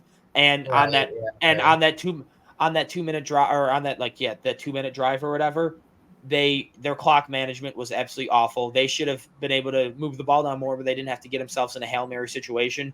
So absolutely terrible clock management by the coach, and they had many more opportunities to win that game that they didn't. So I'm not going to blame it off of one play that may not have been a catch. Whatever. I couldn't really find the ruling too much on, like, can a player out of bounds and knock the ball out? And it was just so many people involved. Very confusing. So whatever. Either way, that actually did end up being the game of the week because we had Bama, Georgia, which people thought was going to be a good game. And then it started like, oh, this is going to be a blowout. Wow, this is going to suck. But wow, was that fourth quarter entertaining. I wish I could have watched more of it. I watched like the first quarter, then I went out. I'm not going to lie, I turned it off after the second, like at halftime, I turned it off. I went out to the bar, and where I went didn't have any TVs on. And then I went to go get service to like text someone or something real quick. And then I went to check the score, and I'm like, holy crap, it's actually a game. So then across the street, there was like a sports bar or whatever. So I popped in there to watch the last little bit of the game. And of course I watched Carson Beck throw it into chuck the ball into the end zone with a minute left and lose me like $15. Granted, not a lot of money, but not $15. That was going to be my betting money for Sunday, so I didn't have to deposit any more money. No. But because I lost that, I had to deposit more money because I wasn't not going to bet. Can't be a degenerate gambler if I don't gamble. Right. But yeah, Jalen Milroe put on an absolute clinic. I mean, he had another game 374 and 2 touchdowns passing, 117 yards rushing, 117 yards and 2 touchdowns rushing. Carson Beck, his stat line looked a lot better, 439 and 3 touchdowns, but it was the 3 picks. In the first half, he had under 100 yards passing, I think, and 2 picks. It was really, really rough for him. And then in the second half, he started playing a lot better, but then that crucial pick, you're at the 20-yard line with a minute left, and you're down by 7. So you need a touchdown, but you're at the 20-yard line with a minute left. Why are you chucking it in the end zone on first down? It doesn't make any sense at all. It wasn't like it was fourth down where it's like, all right, let's just chuck one out there and see what happens. It was first down. All you got to do is get a couple yards and just make your way down the field. And then maybe with like 25, 30 seconds, you get within the 10-yard line, and then you start taking a couple shots to the end zone. Not with a minute left. Just absolutely confusing why he would do that, and it really cost him the game. Ryan Williams, though, he is insane. That wide receiver battle, that 2027 wide receiver battle between him and Jeremiah Smith is going to be one for the ages. You can make an argument that as true freshmen, they're the two best wide receivers in the country. Ryan Williams is a 17-year-old, is doing what he's doing. Jeremiah Smith, if you don't know, I don't know, did you see those two one-handed catches he had against Michigan? Yes. One of them, he ate a hit while catching it and then landed on his feet. He caught it with one hand in an air, ate the hit, landed, and then ran it in for a touchdown. I mean, personally, I think Jeremiah Smith's a little bit better than Ryan Williams. I just think Ryan Williams is playing with the better quarterback, so he's going to put up and a better supporting cast, so they got to worry about other guys too. Exactly. With Jeremiah Smith in Ohio, I think you have to worry about the run game against Michigan, right? What? It was the one he caught against Michigan. He hasn't played Michigan yet. I'm talking about Michigan State. Yeah, I'm talking about Jeremiah Smith from Ohio State. Yeah, yes, Ohio State, they have the elite run game, and they do have Egbuka, but they don't have as much depth at receiver, and Will Harwood is not nearly as good as a quarterback as Jalen Milroe is. No. So you have a much worse quarterback throwing you the ball. You got a guy who was playing in the MAC last year. No, he was at Kansas State last year. Oh, wait, no. He transferred he transferred out of Kansas State after last year because he was going to get beat out by a true freshman. Yeah, Avery Johnson. Yeah, no. Who has looked all right. Like, Will Howard's not a great quarterback. Just he got smoked by BYU, but yeah. Yeah. But I mean, anything you want to add on to that game before we get into our last little segment? Well, I mean, that game was impressive on all accords, except for one thing for me and Carson Beck. I hate the fact that after that game, they're going to be like, Carson Beck kept him in it. Carson Beck did. No. Carson Beck's the reason they lost. Yep. Carson Beck is the reason they lost 110%. At the end of the game there to take that deep shot into double coverage in the end zone, terrible decision, first of all. Second of all, he was already exposed against Kentucky on the road, and this game only proved that even more so, that he can't play for shit when he's not in Georgia. If he has to go on the road into a hostile environment, and I understand this one's Bama, but Kentucky? And you look terrible there too. Don't get me wrong. Kentucky lost by 25 to South Carolina the week before too. Yeah, exactly. Don't get me wrong. Kentucky's got a solid defense. Nothing super, super bad, but not top 10 in the country, top 5 in the country like they were playing like, according to Carson Beck's terribleness. Beck, for some reason, he's terrible. And I don't know what that is. I don't know how else to explain it, but you're playing with one of the best teams in the country. And I understand that the ground game hasn't fully been there so far this year. You need to get a little bit of a ground game going if you're Georgia. ETN hasn't looked the greatest, but he didn't look that bad. That's because he sucks. He's a little bitch. He does suck, but you're only saying that because he transferred. But anyway, at the same time, I do think that this was a very good game. Ryan Williams' catch at the end was like something you see in like a movie where he like spun and the guys hit each other as he's turning. Like, bro, what in the car's ass? The Alabama miracle. Yeah, right. Like, what in the car's ass bullshit is this? That dead leg spin move is one of the dirtiest things I think I've ever seen. Yeah, before. Literally. That made me think of like the movie Cars with Lightning McQueen drifting through the dirt and shit. Yeah, that was that play. It was just, oh my god, dude. What kind of Disney Pixar film is this? Yeah. So like great game on his accord. He's looked amazing as a freshman. I can't believe that there's guys out there that are younger than me just absolutely dismantling SEC defenses like him. And It looks insane. It's been fun to watch for this game. I mean, I turned it off near the end. I watched the highlights. Obviously, it's not as electric watching highlights compared to it live, but still, man, what a game.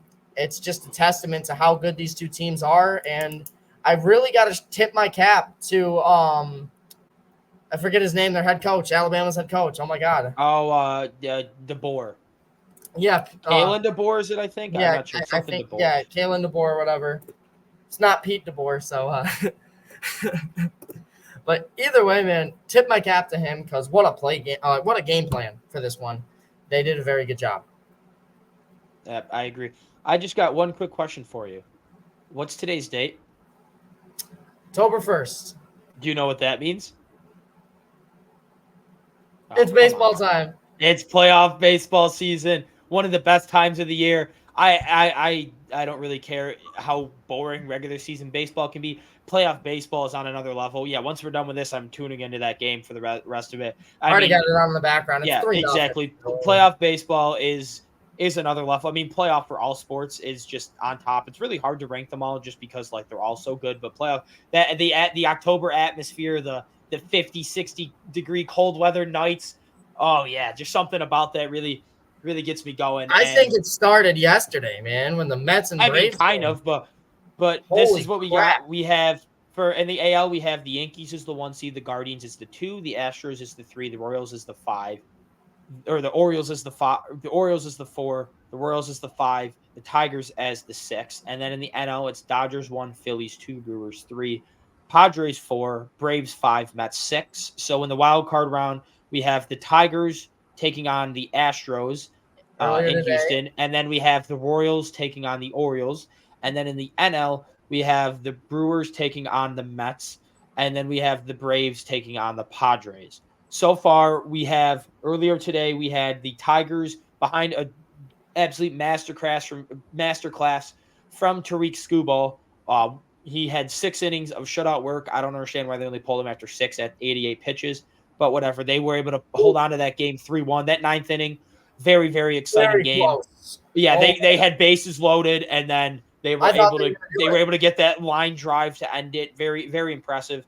And then Royals. I mean, 1 run won the game. I mean, a walk, a stolen base, and then a hit by who other than Bobby Witt Jr. This is Reagan's kind of man, what. he went nuts in this one with the AKs. So did Corbin Burns though. Allowed Burns 1 run wasn't through bad. 8 innings. Burns in the playoffs he's been very bad in the past. I won't lie. This game he was very good though. Yeah, this game he looked nice. Believe me, man. When he was on the Brewers, he sold. He sold sometimes. And then earlier today, your Mets beat the Brewers 8-4. And then right now we have the Padres up 3-0 on the Braves behind a Fernando Tatis first inning home run and Higgy sac fly. Ex-Yankee Michael King currently has 9 Ks and 5 2/3 innings, which is pretty cool to see. He was involved in the Juan Soto trade, but I just want to get your predictions. We'll do our quick MLB predictions before the postseason really gets into it. We really haven't had a chance to do it on So air. this prediction, mind you, we're doing is the entire playoff. Yes, we're gonna do the entire playoffs right now, and then round by round we'll redo our predictions round by round. But we're gonna see how good our predictions do, and we kind of want to do them before it starts. We're 1 game in, but I'm gonna keep my predictions as if we're no games in. So this is what my predictions were going into the games today. So I'll just say we'll go my first round, then your first round, and then we'll just do back and forth like that. And then we'll do the championship and World Series together as like one thing. But I had the Astros beating the Tigers. I understand the Tigers just won today, but I think that was more so just on Tariq Skubal than it was against the Astros. I think these win.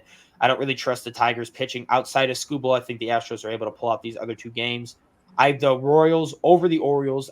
They were able to pull out the game when the Orioles had their only good starter.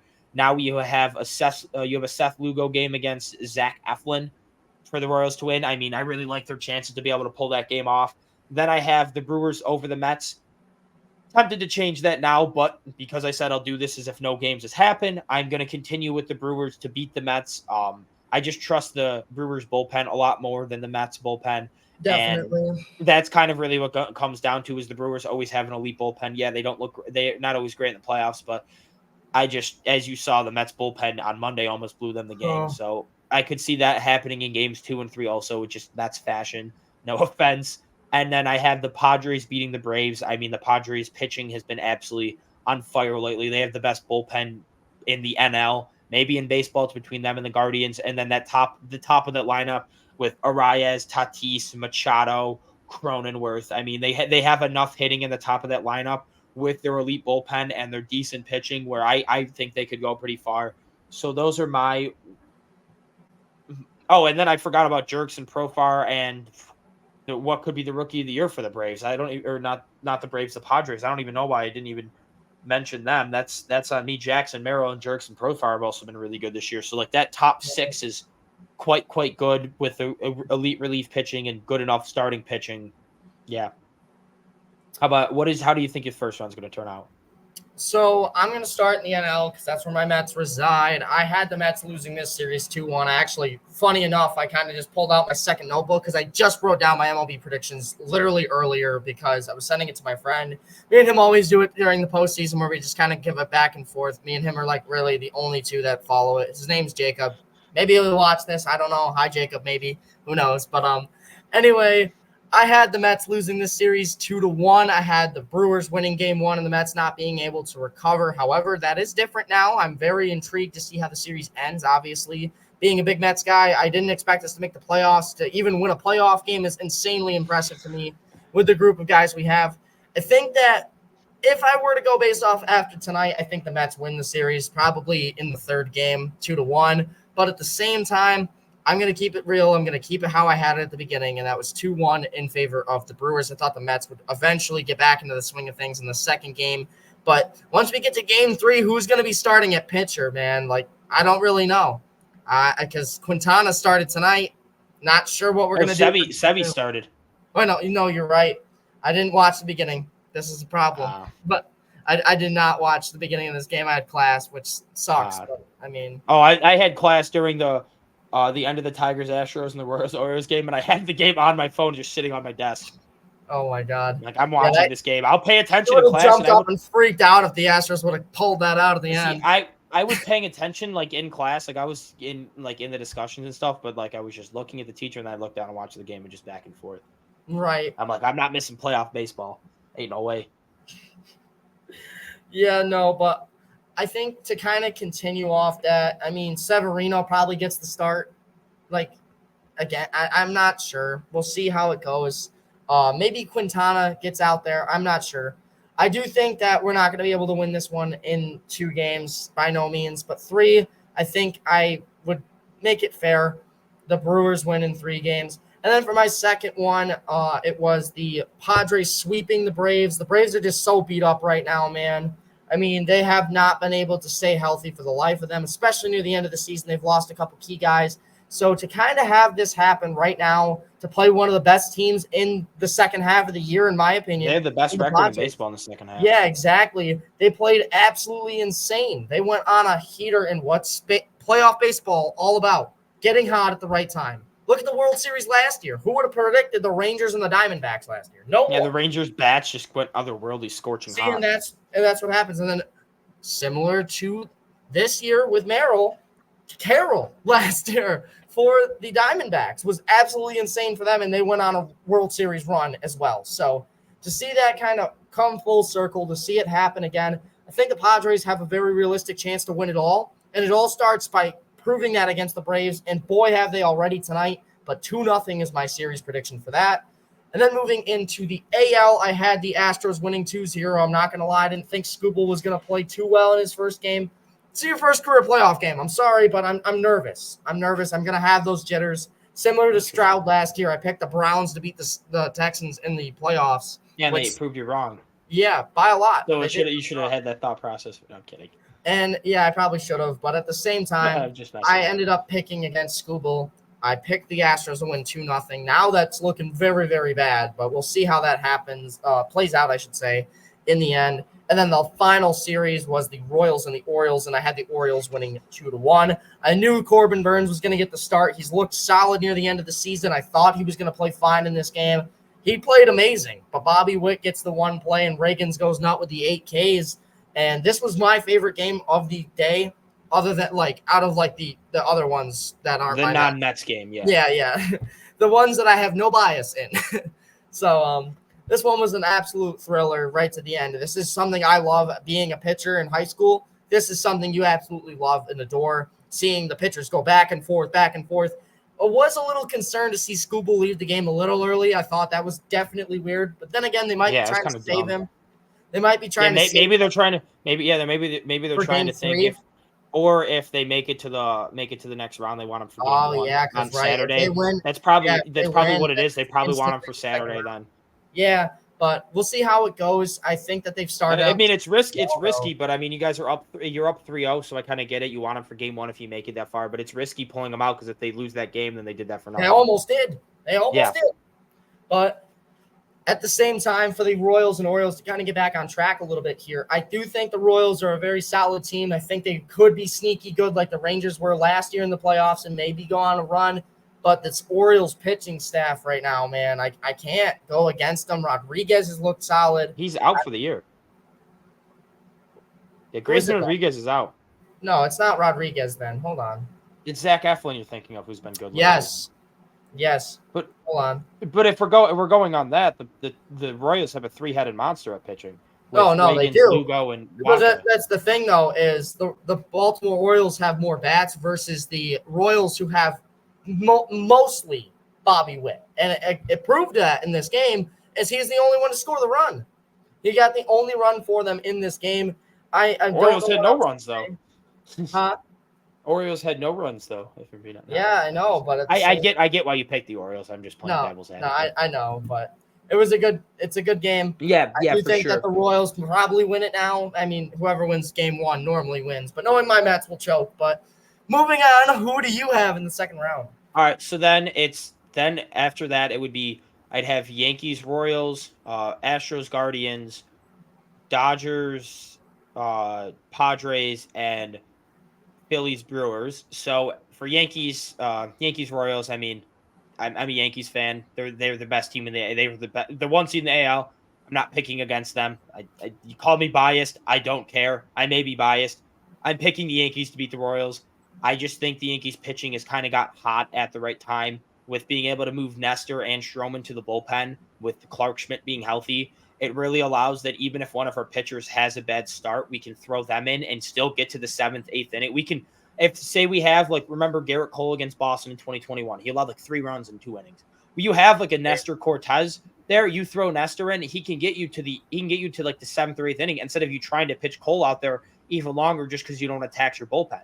The same thing can happen if Gil has a bad start, if Clark Schmidt has a bad start, if Rodon has a bad start, and early on through a couple of innings, all right, this guy just doesn't have it. They allow a couple of runs. That's where you pull him. You put in a Nestor, you put in a Stroman, and you don't have to tax your bullpen.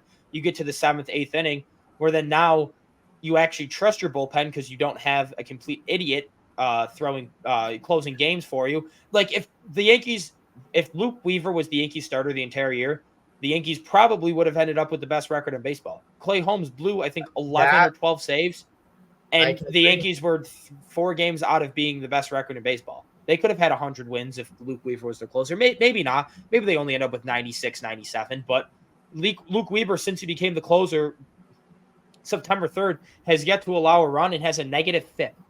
Didn't know that was possible, but he's been that good. He has a negative FIP, and his K per 9 is 22.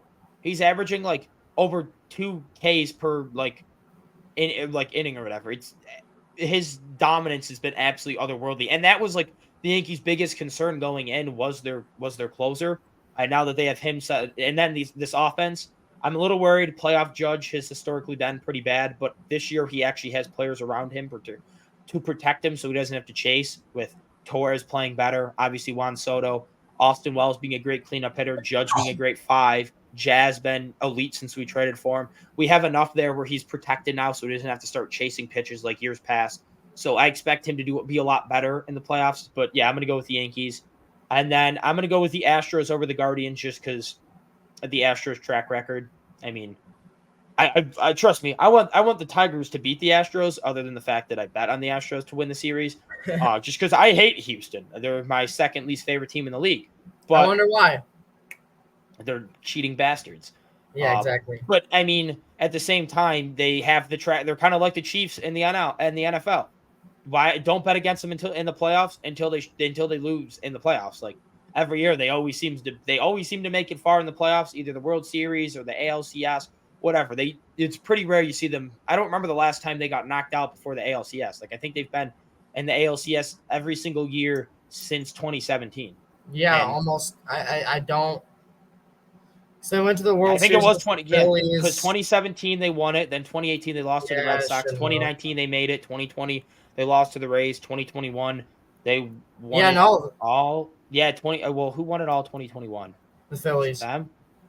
No, the Phillies didn't win it all. It was the Braves. The Braves beat the Astros. Then the next year, And the the Astros beat the Phillies. Braves. The Astros made it again. And then last year, they made it to the ALCS where they lost to the Rangers. So, yeah, it's bet the last time they weren't in the ALCS was 2016. So, I'm going to continue to bet for them to make it that far until they prove me otherwise. But then at the same time, the Guardians, they do have the bullpen and they do have where like that is the biggest thing is bullpen is so key in the postseason where like I could see them easily winning this game due to that because the Astros bullpen is not great.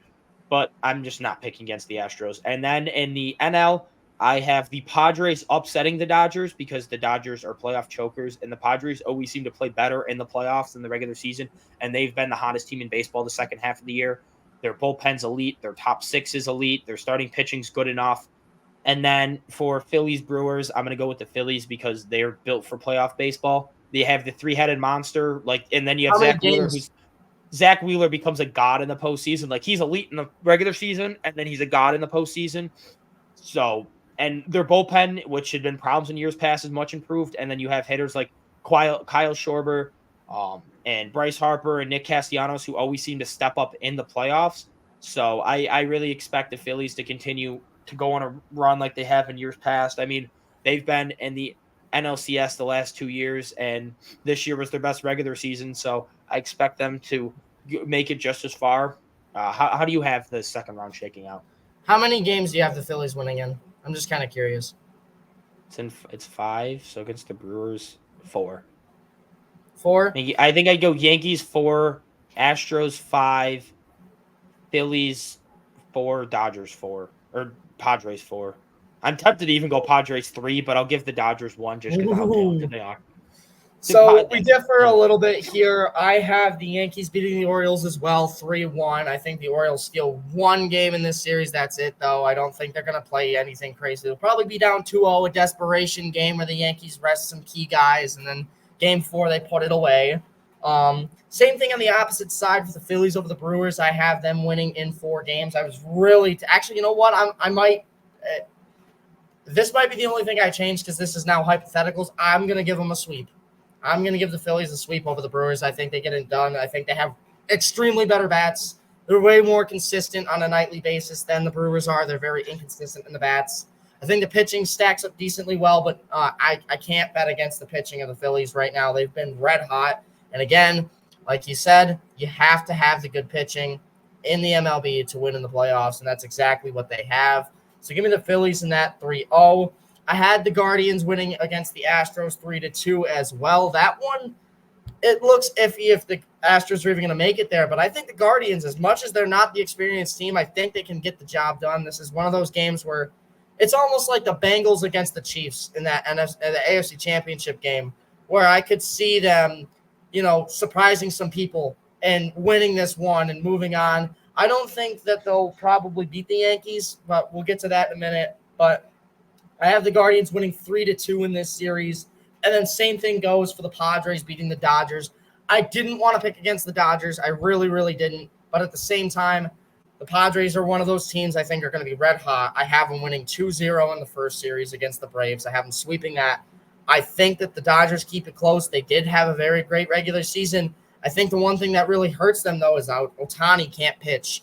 And that's going to be the problem in this one. They're going to lose. And I'm going to pick the Padres 3-2. So that leaves me with Phillies, Padres, and Yankees, Guardians in my AL and NLCS. So yeah, we're pretty much similar other than the one. But now we'll just rattle off the rest of predictions in one. So give me the Yankees over the Guardians. I'm a Yankees fan. I'm picking the Yankees to win it. Sue me. I just think that they're the more experienced team. They're the better team. They always seem to, whenever they play the Guardians in the playoffs, they always seem to beat them. They Did you have the Astros winning? I thought you said you had the Astros winning. Oh, you're right. I did. You're right. Yes. So give me the Yankees over the Astros. I think this is finally the year. I was going to say more experienced. You were just talking about how the Astros have been in the ALCS. No, I think this is the year the Yankees finally get it done because they have the better lineup. They have the deeper lineup now, which they never really had over the Astros. They have their better starting pitching. Right. Never really had that over the Astros. They usually have always had the better bullpen over the Astros, but their starting pitching was usually worse and their lineup was not as deep. This year that they're better in all three aspects, but somehow I'm going to pick the Yankees, but somehow the Astros will find a way to win because the Yankees like to choke. But that's just me getting ready to be pissed off. But anyways, I'm picking the Yankees to win that in 6. We'll give it in 6, and then the Phillies Padres. This series is going to be absolutely money. But give me the Phillies in 7. The Padres have been absolutely hot. I could see them easily winning this game. But give me the team that has made it to the World Series, has that experience. They have the clear advantage starting pitching, and they have the offensive guys who I know step up in the playoffs regularly. I know the Padres have this elite bullpen, but I'm not betting against that 3-headed monster that the Phillies have at pitching. And then you have Bryce Harper and Schwarber hitting absolute nukes for their offense. Even though the Padres have been the much hotter team, I'm still going to go with the Phillies to win this. And then in the World Series and the rematch of the 2009 World Series, it's going to be the exact same outcome. Give me the Yankees in 7. The Yankees are winning it all this year. I don't care. I'm picking them to win it all because I can and I want to. And I just think this is finally the year that Judge steps up in the playoffs. I think Soto absolutely goes crazy. This pitching, I think, is going to be really good. I think the Yankees win it all, and Soto resigns that for the next 10 years in the pitch sharps, and we get to see Judge and Soto absolutely mash balls all over Yankee Stadium for years to come. And it'll be so awesome. It'll continue the year of championships for me. The Celtics won one. The Yankees going to win one. The Bills are going to win one. The Sabres are going to win one. Going 4 for 4. All right, so for my side here, I'm going to completely just scrap my predictions. Mets winning 3-0 against the Brewers. Mets win 2-0 against the Brewers. Stop. They 3-0 against the Phillies. They sweep the Dodgers in the NLCs and then sweep the Yankees for a perfect postseason run. All right, stop it. All right. 17-0. All right, back to your normal predictions. Yeah, right. At least mine had like decent reasoning and it wasn't just sweeps. Well, right, yeah. So in mine, I have the Phillies winning 4-2. I just think that this is going to be how I compared it to the NFL last time. This time's NFL comparisons, the Ravens versus Texans last year in the playoffs. I don't think it'll be as much of a blowout as that game was. I just feel like the more experienced Don't teams compare the Phillies to the Ravens. The Ravens are playoff chokers. Yeah, right. But here's the thing for the Phillies, though. I I cannot bet against that bullpen. I think if there's any bullpen that can stop the bats of the Astros right now with how well they've been playing, especially Merrill, to be able to stop them, you're going to have a good bullpen for all these games. You said Astros and Merrill. You said Astros. Padres, pardon. I was saying Padres. The Astros aren't even in my ALCs, so I don't know why I said they just live in your head rent-free? Yeah, right. Scandal. But the Phillies win this 1-4-2. I think it's not as convincing as the series may show, but I still think that they get the job done. And actually, I completely spaced there. The Phillies and the Padres series should not be the Ravens and Texans one. I was thinking about this, but it's the Yankees Guardians. There you go. Because you guys are playoff chokers. So do the Ravens have 27 Super Bowls? No, there hasn't been that many trophies. Do the Ravens have the most Super Bowls in the NFL? No, they do not. Do they have a dominating lead on it? No, they do not. Well, they also play in one of the saddest markets in major sports. The Yankees have a dominating lead over it. And if you want to go, what about recently, though? They've won 5 World Series in the last 30 years. So the Ravens have only won 2 Super Bowls. The Ravens have only won 2 Super Bowls in that time. So don't compare the Yankees to the Ravens. That's all right. Whatever. Anyway, if we're comparing I say we could compare the Mets to the Ravens, but the Mets aren't good enough in the regular season to be considered the Ravens. Yeah, right. Yeah. Anyway, I have the Yankees winning 4-1 and advancing to the World Series, where I have a Game 7 deciding game that the Philadelphia Phillies win the World Series. I'm sorry. I obviously how much this would hurt me as a fan, because you're talking about the team that's the biggest rival to us, the team in our own state, and then you got the team that I absolutely despise the most in the entire conference in the Phillies on the other side. This is literally Chiefs-Eagles. Like, if the Chiefs-Cowboys happens, this is that. This is that. Literally. But this is the Chiefs-Eagles from a few years ago. So, man, I don't know what to say if this happens. Obviously, this would suck, but give me the Phillies in 7 games. I like their bullpen a little bit more. That's the thing. I think the bats are very, very close. I think the Yankees edge them out by a little bit. I think the Yankees lead in that category. But the more important thing in baseball in the playoffs is pitching. And at that point, the Yankees aren't going to have nearly as many options to go to as the Phillies are. Obviously, this is all hypothetical stuff, so it can change with literally just somebody getting injured at any moment. You never know. But give me the Phillies in 7 games to win my World Series. All right. Screw you for that. But anyways, that is all we have for today on the episode. This was a long one as we had to go over NFL and MLB predictions. It's all right though. Always have fun doing this. If you enjoy Of these course. videos, I encourage you to please like, subscribe, and share so we can grow this follower base. But I hope you guys all have a great night, and we will see you guys on Friday.